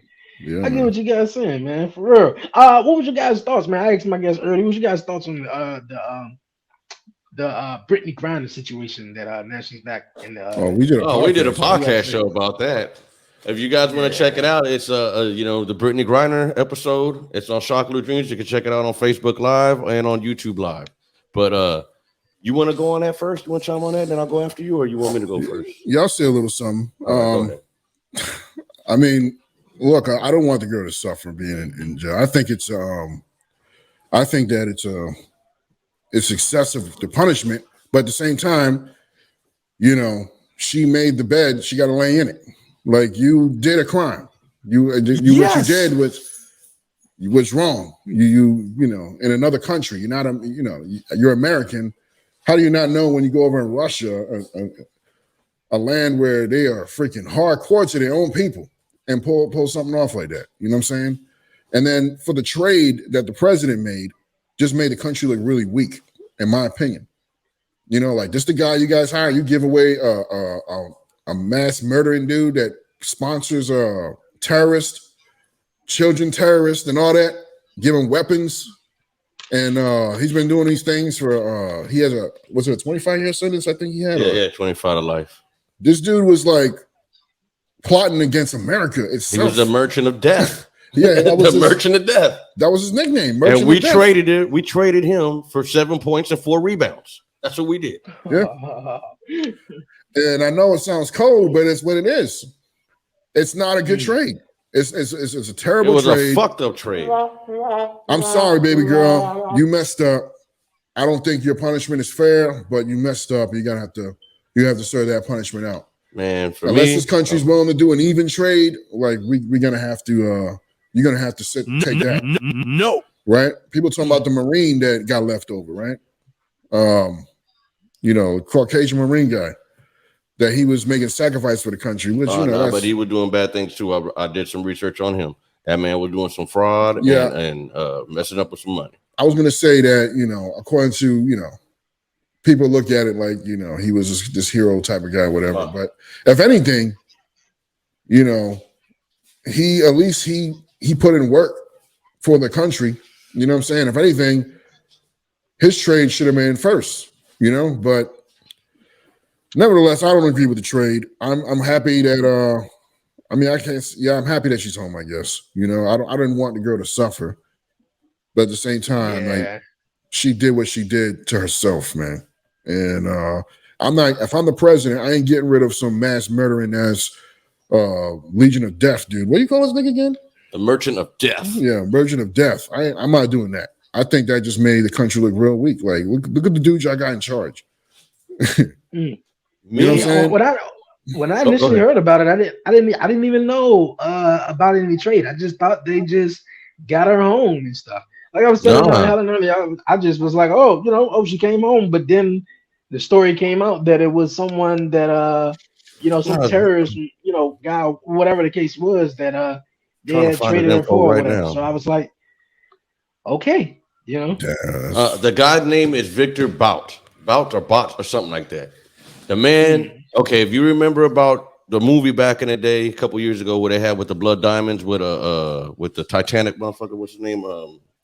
Leonardo DiCaprio. Yeah. Okay. Yeah. Well, the dude was the one that was financing the guns for all those little African kids that were shooting everybody, and they also did a movie of it, Lords of War or Dog of War, something like that. The main character is actually him. Now, this is the thing that gets me about the whole situation. I don't give a damn if it was Britney Griner or if it was the Marine guy. If it's not a good deal, like Rex was saying earlier, it's not a good deal. I don't give a damn if the girl was black, white, whatever. Motherfucker, you play for the WNBA. Not to talk no shit, but nobody watches that. Nobody cares. I can't name one person, even females. Bro, your wife, 11:30, does she watch WNBA? No. Okay. My girl doesn't. I don't know one female that does. Oh, I'm sorry. I did. I said it before. It was my stepmother, and it's because she's old. She ain't got nothing else better to do, so she gonna go support them. The average young woman ain't gonna sit there and watch no damn WNBA. Okay? Now, back to what I was saying. This man, once again, is quote unquote the merchant of death. There is facts that this man has sold guns here, have done this here, has done that there to kill people. And it's also proven that the man said that he got hate for US, that he wants to destroy Washington, D.C. and everything. You're willing to risk that for a basketball game? For someone that ain't really, really and on top of that, there's proof and videos of this woman saying that she hates America and all sorts of shit. And I'm not saying just because that's out there to go ahead and throw it to the slums, because it's not like that, man. It's not like that at all. If it was for like a regular average Joe to trade, I'm like, yeah, let's trade. Let's try to get this trade going. But for a person that has contacts to where they can like really do damage to us, for somebody that can't even dunk and that's it, you know what I mean? Like, fuck out of here. I not trying to sound fucked up, but fuck out of here. You get the con. Yeah, like I don't want to insult the women because I know how sensitive they are about that. But let's just keep it real. She's I'm not not- like yeah. she's not like an attribute to society that There's no we offense at need all. so bad that we can't continue without her presence. You know what I'm saying? Like, but at the Was same it because time, she was a? Was it because she was an athlete?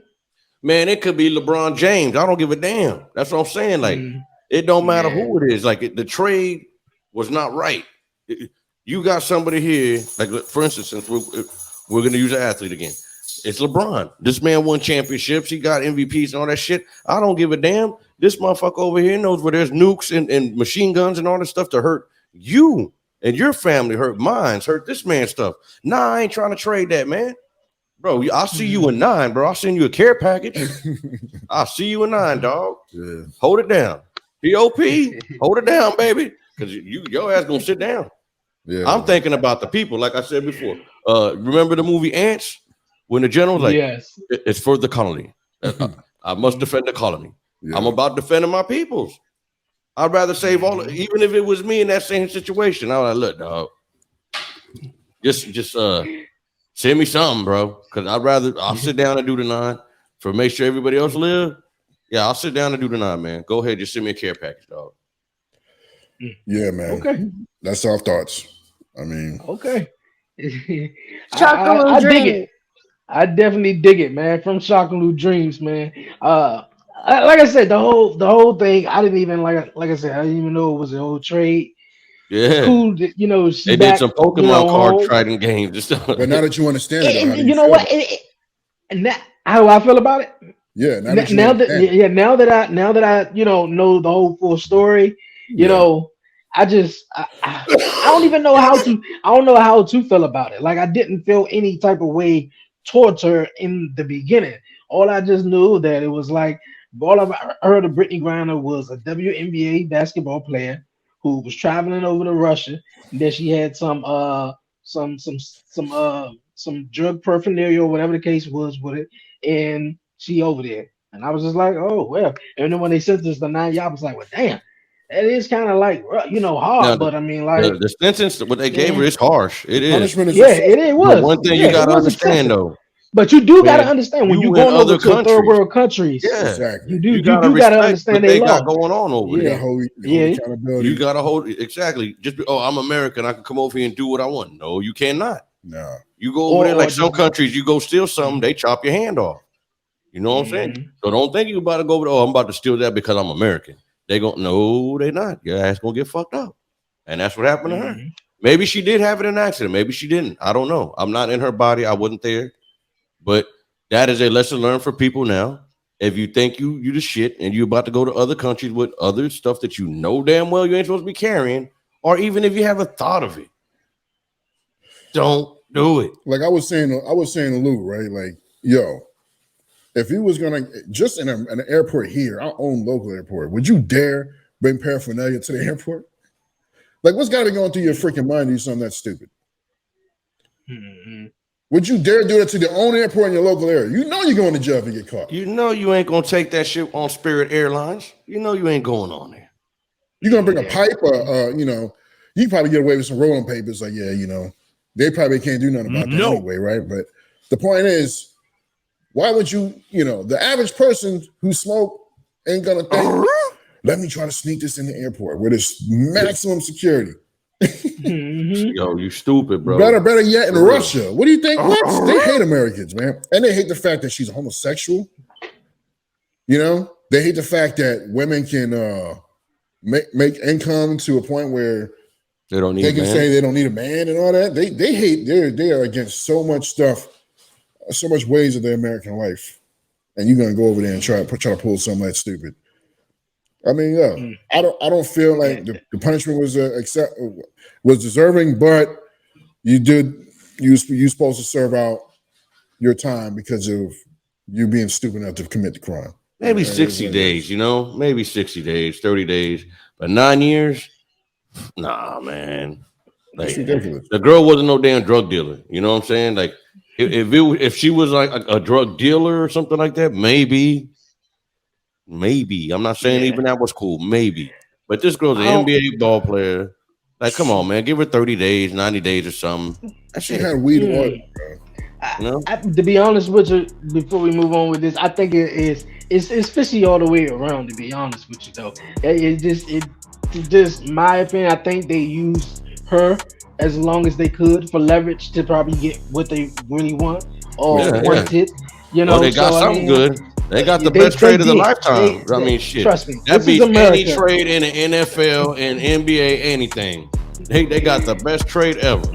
I'm curious as to And you what know they what? did with him when they released him over there. The man chilling already, from what I heard. Oh, word? Yeah.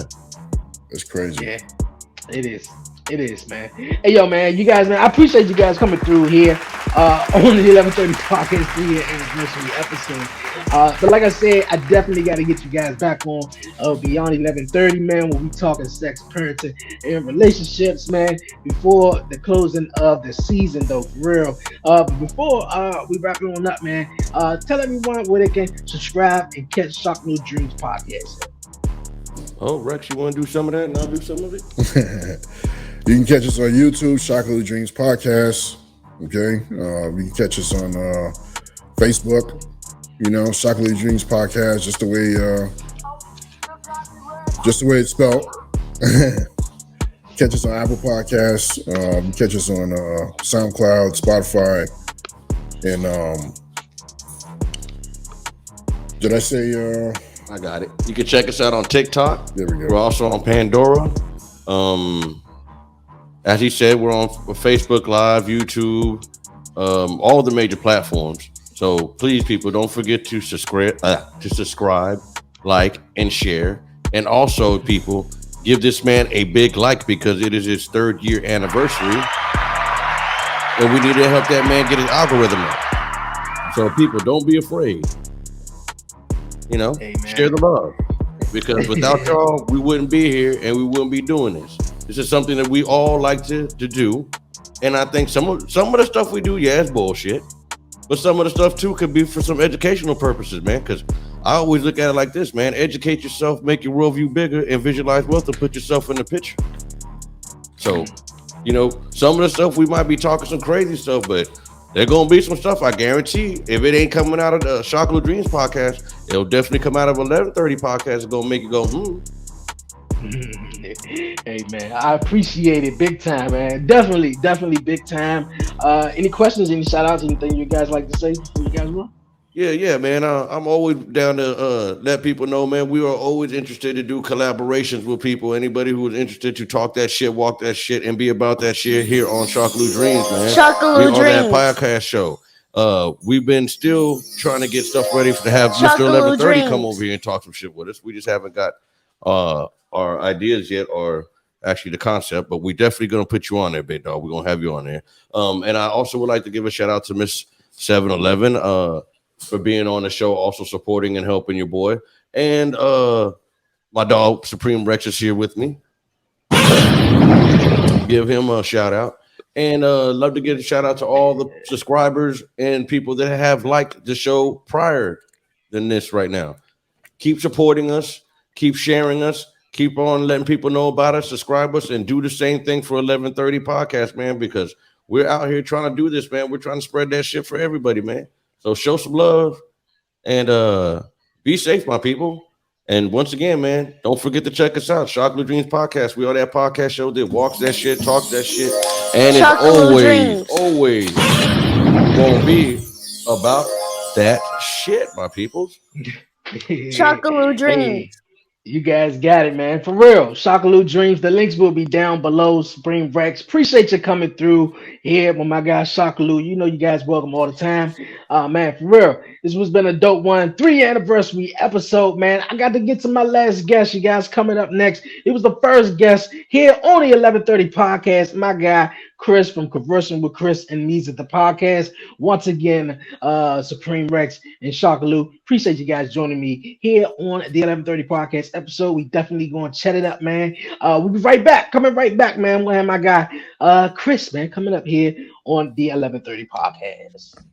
What's up, everybody? It's your boy Tino at Tino's Time, and I wanted to take a moment to wish the 1130 podcast a happy 3-year anniversary. A big accomplishment from you. Can't imagine how great it's been and how much fun it's been. I hope you keep grinding and keep going. Can't wait to see where you are in a few years. But I wanted to take a moment to wish you a happy 3-year anniversary. Yo, what's going on? It's your boy, Billy G. Williams from Friends with Billy Podcast, all things relationship. But I want to take a second out of my day to say big, happy, I believe it's a 3-year anniversary to my boy, Dre on Wheels, 1130 Podcast. Make sure you check that out.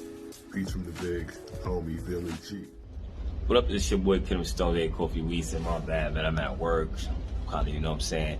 But I'm here to give a happy 3-year anniversary to my boy over there, you know what I'm saying? Dre on Will, 1130 Podcast, man, that's my guy over there, man. You know what I'm saying? So happy 3-year anniversary to you, and I wish you many more, man, and you were Dirty Hills approved, but you already know that. Yo, we back here on the 1130 Podcast, 3-year anniversary episode. I want to thank everyone for tuning in, everyone for checking out the 1130 Podcast. Thank everyone for shout out videos. I appreciate it so much, man. This journey has been awesome. It's been fun. I want to shout out Helen once again from the Honestly Helen Podcast. My guy Quan John from Motivational Motives, Dr. Shockaloo and Supreme Rex from Shockaloo Dreams Podcast for coming through here on the show, man, for real.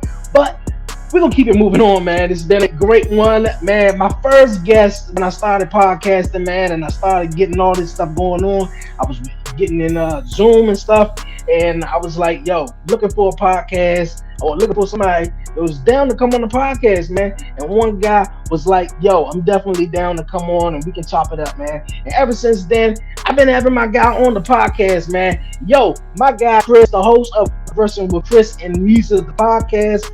What's going on, Chris? What's going on with you? What's up, brother? What's cracking? How you doing? I'm doing wonderful, man. Doing wonderful. How things going with it, man? Hey, you know, we're straight vibing over here, man. Shout out to you, 3 years into the podcast game. That shit is no easy feat, bro. Like, we've been going at it about the same amount of time. So shout out to you. And then also congratulations on you and your girl having yourself a kid, dude. That's a fucking big accomplishment, man. Shout out to you. Thank you, man. Yes, being a dad now, I'm about to go in a little bit with a little man right now, and he was asleep right before I came in and started recording and stuff. So, yeah, this year has been awesome, you know, being a dad and stuff like that. And, you know, in the beginning, it was a whole lot of sleepless nights and stuff and a whole lot of, you know, shenanigans with that. But everything kind of like, you know, when you get the groove and you get in your groove and you get the flow with it, everything all right. It's not as difficult as most people make it, you know. So right, yeah, it's going good. How's everything for you though with the podcast? I see you guys, man, going ham over there, man. It's not just Sundays y'all dropping episodes, man. Yeah, dude, we've been going pretty hard, man. We hit 500 subs on YouTube, and once we did that, we decided that we should be dropping at least 2 times a week. So we try to drop normally on Sunday, and then we drop also now like on Wednesday, Thursday, just depending on the timing of like the interviews and all that. But yeah, dude, I mean, I've seen that since we've been doing that, like our viewership has gone up, our like interactions have gone up. It's a lot more work, but I think it's worth it, dude. So we're just gonna keep pounding it, getting some big guests. We've had some pretty big guests already, but we're gonna just keep reaching out to more and more people and then get them in and have them tell our story on our podcast. Hey man, that's awesome. That's awesome. What was the motive behind dropping episodes almost every other day or sort of? You know, because I dig it. I was just like, these guys usually drop in the commercial I got for you, you know, on Sundays, but I was like, oh man, I'm all wrong every day, I guess. Yeah, so it's well. First off, let's crack this beer for you, Dre. How about this? There you go, celebratory beer. So it's not every day we're dropping, but we're dropping at least twice a week. But I guess the motivation behind it was like, I would talk to like my fan, like I'm not gonna say fans, but like my friends, the people who follow the show, right?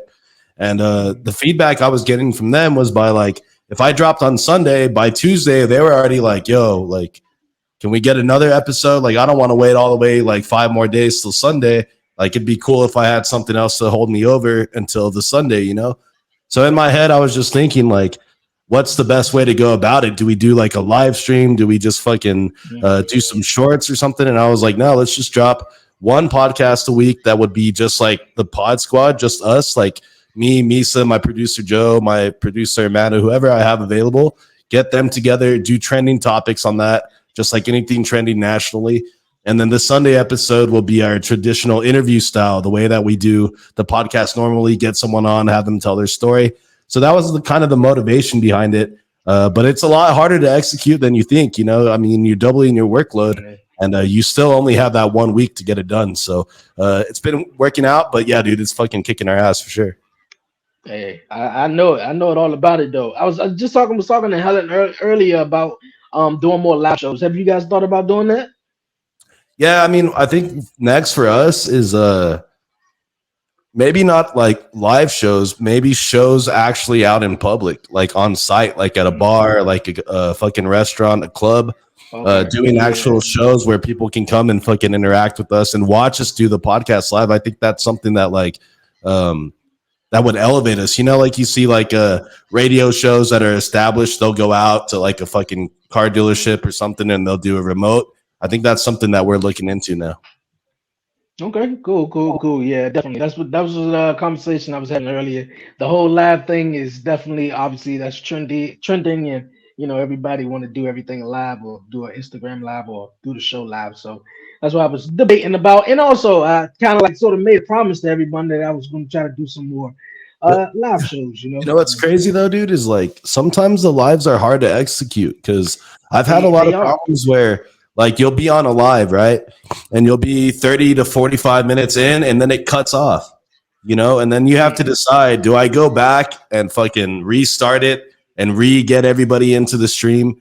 Or do I just leave it as is and then just like kind of leave people on a cliffhanger? It's like, I just wish there was more consistency with the quality of the live, that knowing that once I go live, it's not going to stop until I tell it to stop. Yeah, you're right.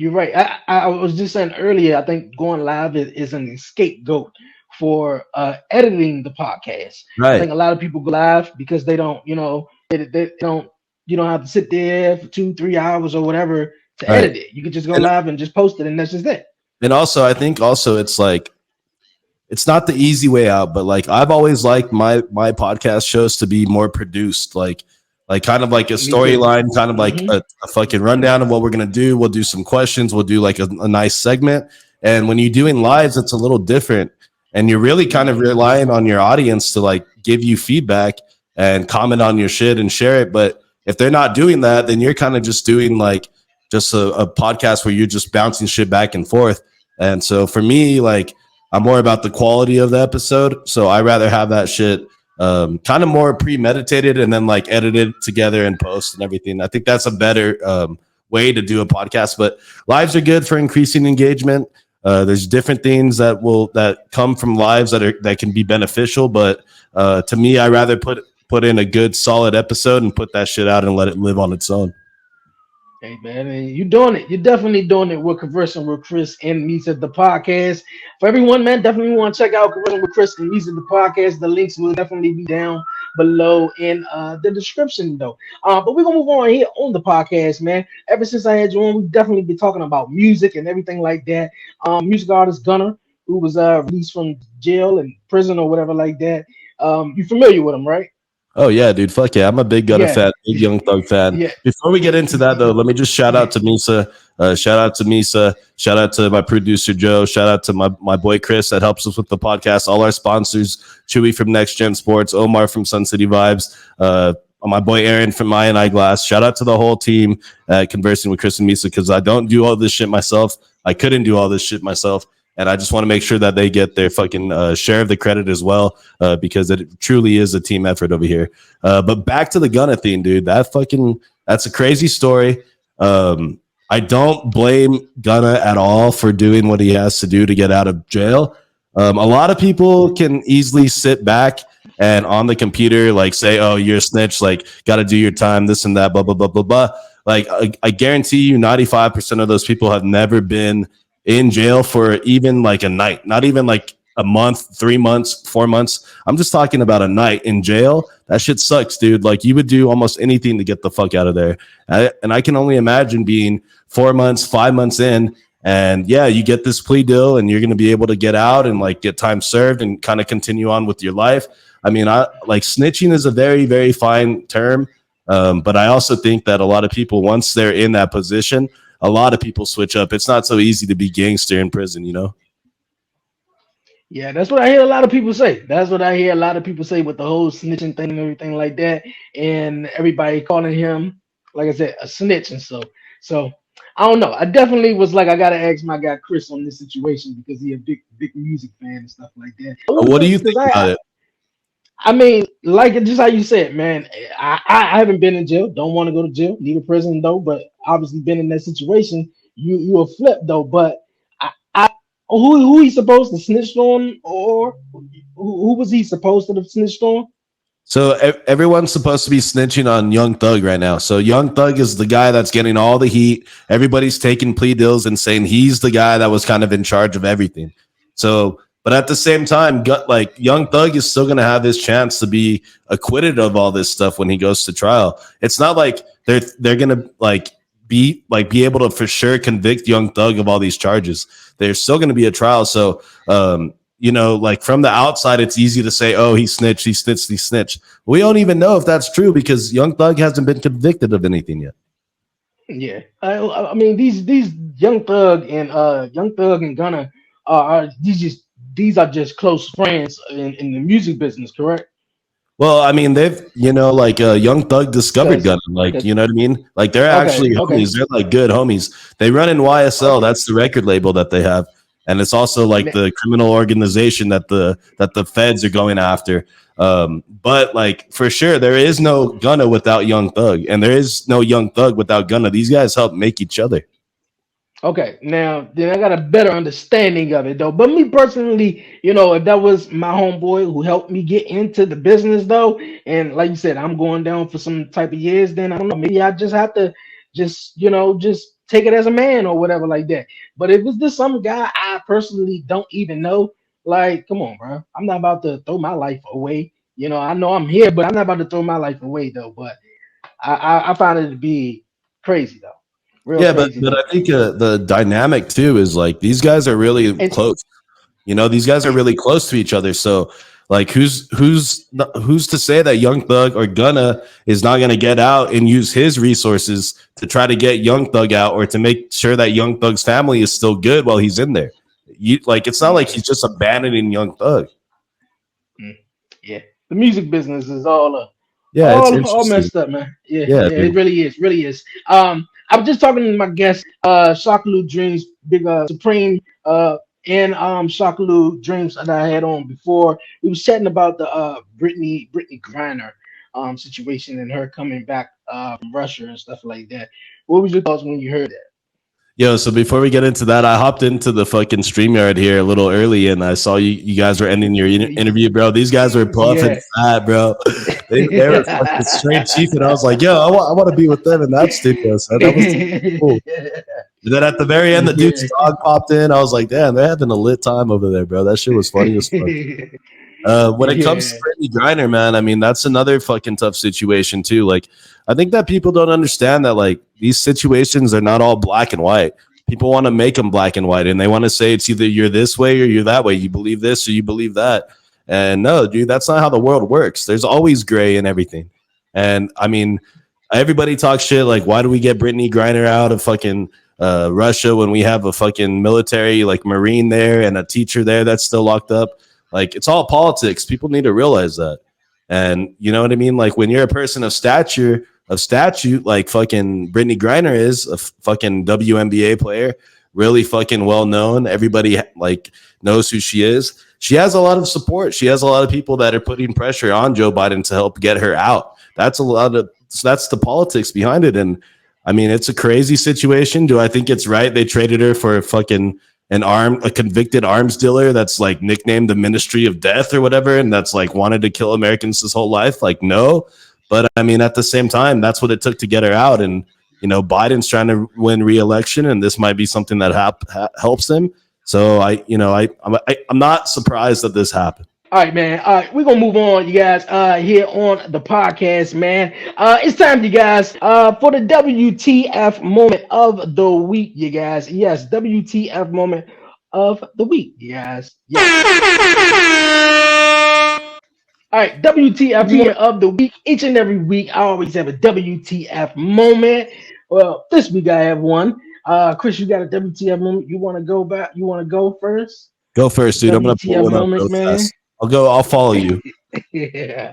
Okay. Well, my WTF moment is pretty weird and pretty strange though. As everybody follow me and know me, I'm a big wrestling fan, and it was this guy by the name of Velveteen Dream.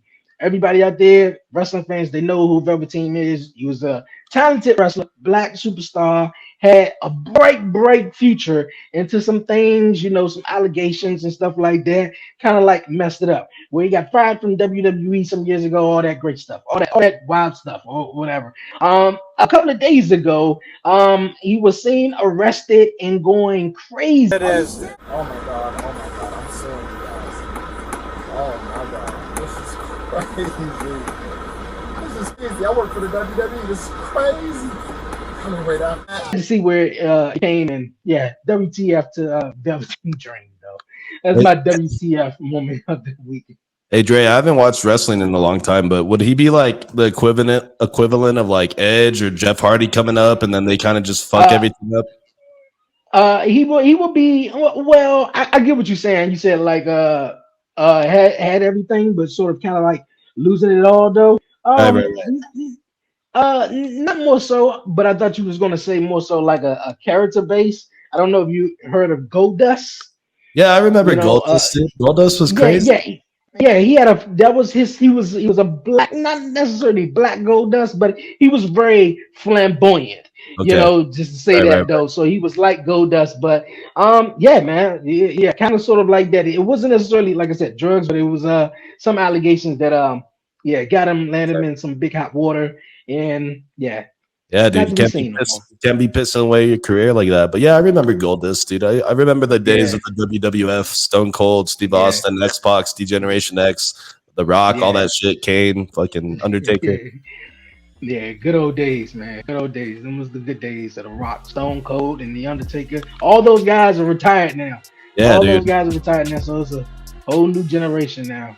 Yes, sir. I'm sure, bro. I still see fucking wrestling's popping, dude. They're always playing their commercials like during the football games and shit. So there's obviously a market for it, and it's obviously a growing market because it just keeps continue to grow and grow and grow. And then it's cool to see the wrestlers transition into like movies and shit, becoming actors. So it's pretty cool, dude. Yeah. It's still going on. A lot of people wouldn't think so. I come across a couple of people. My cousin come over with a buddy, and he'd be like, "Yo, wrestling still come on?" Like, yeah, come on every single week. It's just, I think people realize people think that wrestling sort of died. Well, in a way, it had that to some people in a certain way, but people think it just don't come on no more because The Rock and Stone Cold is not there no more. It was the top two people, so Stone Cold and Rock left. It don't come on no more. I was like, right. Oh, that's weird. You feel me? Michael Jordan stopped playing basketball. Basketball don't come on no more, man. They're still playing basketball. yeah. That's just funny. Those people are just a little uncultured, they just don't realize. Those are the same people that feel like nobody likes soccer, and it's like, dude, everyone likes soccer. Dude. Hey, yo, man, that's so crazy that you said that, man. With the whole World Cup going on, man, and Argentina, winning the World Cup over France. I just bought a new Xbox, and I was downloading some games, and obviously, the World Cup been on for like the last 3 weeks or something, man. I think I'm becoming a soccer fan, though. Dude, I think I'm becoming. I'm playing FIFA. I got FIFA 22, so I'm killing it in it though. But I'm still learning though. I'm still learning. I hope you can give me some tips. Yeah, dude, I'm a big FIFA player. I have FIFA 23. It's the last FIFA that they're ever gonna make, so I made sure to get that one because EA Sports and FIFA are splitting up after this one. There's still gonna be a soccer game, but it's not gonna be called FIFA. But yeah, huge FIFA fan. I've been playing FIFA since like FIFA 09 or FIFA 08. I love international soccer. It's amazing. And I really like seeing other people get into it because I'm like, thank you. Now you understand. Like, I've been trying to show you this. I've been trying to bring you into this sport, this environment that the whole world loves. And for you to be accepting of it, I just love it, dude. It's just great. Yeah, man. It's dope. It's dope. I really dig it. I don't really know my names though just yet. In the game, I gotta work on trying to not be offside. So I think that's the only thing I'm trying to figure out. Right. But other than that, I'm working on it. I'm working on it. It's coming Yeah, along. dude. Oh yeah, we'll Coming play along. some pizza here soon, but I'm gonna whip that ass. I'm telling you right now. Okay, look at, I'm pretty sure you will, man. I'm pretty sure you will. I'm doing some work. I'm trying to get it up. I'm trying to get it up, bro. And you can't be France, okay? That's another rule. You can't be France. That's illegal in the FIFA. Okay. Hey, that's what's up. That's what's up. Man, Chris, it's always a vibe chatting with you, man. What's something new you got planned coming in, 2022, 2023, excuse me, with the podcast and everything like that. Obviously, I know you say you want to, take it on the road and do live podcasts in front of, audience and stuff like that. But anything you got a podcast sleeve, man, just to have anybody waiting? So hold on. Let's do this. I have a WTF moment that I wanted to share with you. Okay, good. Yeah, that's right. And this one to me was like shocking, but it's not like a crazy it's more just like of a way that people are starting to think. So this one says, Texas lawmaker introduces bill to ban kids from social media. Republican Jared Patterson has introduced legislation aimed at keeping everyone under the age of 18 off of social media platforms like TikTok, Twitter, Facebook, and Instagram. The bill is the state's latest attempt to reduce the power tech companies wield. So these guys want to take fucking social media away from anybody that is not 18 years old. To me, this hits home, dude, because I grew up in a time where fucking social media was thriving. And I mean, it's thriving now, but I'm talking about MySpace. We're talking about AOL Instant Messenger. And I mean, I feel like social media is not always bad. There is good in it. There always is good in it. There's communication. You can keep up with people. You can build relationships. And I don't think that's something that you take away from young people. How many fucking YouTubers do you see that they start when they're 15, 16, 17 years old and they turn into millionaires by the time they're in their 20s because they've figured out social media? They didn't figure out how to be a doctor, how to be a lawyer, how to be a teacher. They figured out how to garner attention on social media, and that is a job that matters still. So this bill is just a bad way for people to be thinking about social media, and they're just encouraging people to be scared of social media. And to me, I've never pictured social media like that. Social media is how we met, Dre. That's how we're here together right now. So I can't imagine you taking and stripping that away from people who are 18 years or younger. They still have their own rights too. You know what I mean? Like, it's like telling them, no, you can't listen to this music or that music or this movie or that movie. Like, it's total ass, dude.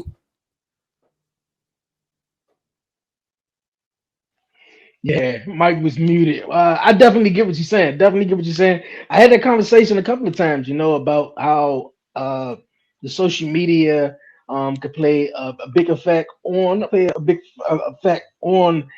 younger generation. It just depends on how they use it. Now, should it be banned for people under the age of 18? Then I heard something they was trying to ban social media in some state, or TikTok to be exact, in some state, because TikTok, all the data and stuff like that they collect and stuff that could be really harmful, or not useful, or harmful, but useful to TikTok or whatever. But I don't think maybe they should ban it to anybody under the age of 18. I just think maybe that maybe the parents or whatever device that you're giving them to, make sure. I don't want to say you want to be one of them strict as parents, but maybe have something with some parental guidelines on it, because you get on TikTok, you can see a whole lot of much than what you bargained for. But yeah, I don't know, man. This whole social media thing nowadays is something else. And I was just seeing a video, I forgot who it was, man, but an entertainer, entrepreneur was just talking about what you just said, man, about how people, the young folks, just dropped my phone, but how the young folks and how people just don't use these smart devices or iPhones or whatever like that, for like how you were saying, an 18-year-old or a 20-year-old who started in their business off of YouTube or off of social media. They're using it for negativity and stuff like that, and not realizing that social media is powerful. I was just talking to my guests before, how we met and stuff, and getting more guests and stuff. So I don't know. I don't think you should take away fully social media, though. I just think maybe people should just be watching what the parents or somebody should be watching, what they child has been, viewed on TikTok or so. Yeah, dude. Parents just don't want to be blamed for anything anymore. Parents don't even want to parent anymore. So it's just like the scapegoat. Like, let's just fucking ban social media then. Mm-hmm. You're right about that. Parents don't want to be parents no more. They just want to be their friend and stuff like that, or Exactly, dude. not even that. That's not how that shit works, bro. Like when I grew up, like my mom and dad set the fucking rules. You know what I mean? They were also cool about it. If we were cool about it with them, you know what I mean? Like they weren't strict per se, but they also let it be known like what was okay and what wasn't okay and what was expected of you. You know what I mean? If you did what was expected of you, you had a little bit more leeway. You know, like people need to trust their kids in a sense, and maybe like you as a parent are responsible for the character they develop and them learning right from wrong. That goes directly on the parent. You know what I mean? So I don't know, dude. These are all very fucking touchy subjects, but I just thought that was a what the fuck moment because I was like, bro, I couldn't imagine growing up as a kid and not having social media. Like my life would have fucking sucked asshole. Yeah. That's interesting though. That's real interesting. Me growing up more so, yeah, we had social. It was more so when I became a teenager. That's when I started like figuring out social media. I'm like, okay, people are really using this to kind of like sort of get ahead, to kind of like show they craft and doing stuff, and not just on Black Planet or on MySpace trying to meet and shit like that. So Right. Of course. I'm saying, man, they definitely don't want to. Parents don't want to be parents. They definitely want to be their friends now, and they just don't want to have no responsibility no more. So that's one thing I talk about definitely. Being a parent, make sure I'm there and instilling responsibility and awareness into my little man and stuff like that. So I get what you're saying. But you guys, man, this has been a great 3-year episode of the 1130 podcast. Yo, Chris, man, tell everyone where they can catch some new episodes at, man, and get at you, man, and definitely follow the podcast and get some merch, man. 'Cause you killing it with the merch now, man. Yeah, so for the podcast, guys, it's Conversing with Chris and Misa. We're on YouTube, we're on Spotify, Apple Podcasts, Amazon, anywhere you get your podcasts, you can find them. That's Conversing with Chris and Misa, just like that. You can follow us on Facebook, TikTok, Instagram. YouTube's really where we try to push people because we actually like people to watch the podcast because we think it's funnier that way. And it's really cool, guys. Come check it out. We talk to local people here in El Paso. We've had some big names on, and we interview them. We have them tell their story, but we also crack some jokes with them. Dre knows exactly what the formula is on this shit. But yeah, guys, make sure you follow us. Tune in for new episodes dropping 2 times a week. And yeah, man, fucking shout out to our boy Next Gen Sports for the merch. I'm gonna go this way, I guess. We don't have any merch on sale at the moment. We're still developing our merch line because we want it to be like fully legit when we drop it. But shout out to him because he's the one handling our merch, and shout out to you, Drake, because you actually sent me a piece of your merch that I rock from time to time. And once we get this shit all settled down and we get like all our merch finalized, I'll definitely be sending you a shirt too, so you can rock that shit. But thanks, man. Thanks for the support. Thanks for having me on, and shout out to all your fans for being here 3 years supporting you. That's badass, man, and I wish you the best for sure. Hey, man, I appreciate it. Once again, man, it's always a dope time chatting with you, my guy. Thank you so much, man. For real. Thank you for coming on here. All right. Thank you for coming on the 3-year anniversary episode of the podcast. 3 years, let's go. Hi, it's Antoinette Logan, better known as Ask Miss Logan, and I just wanted to come and say congratulations on your 3-year anniversary to you, the 1130 podcast.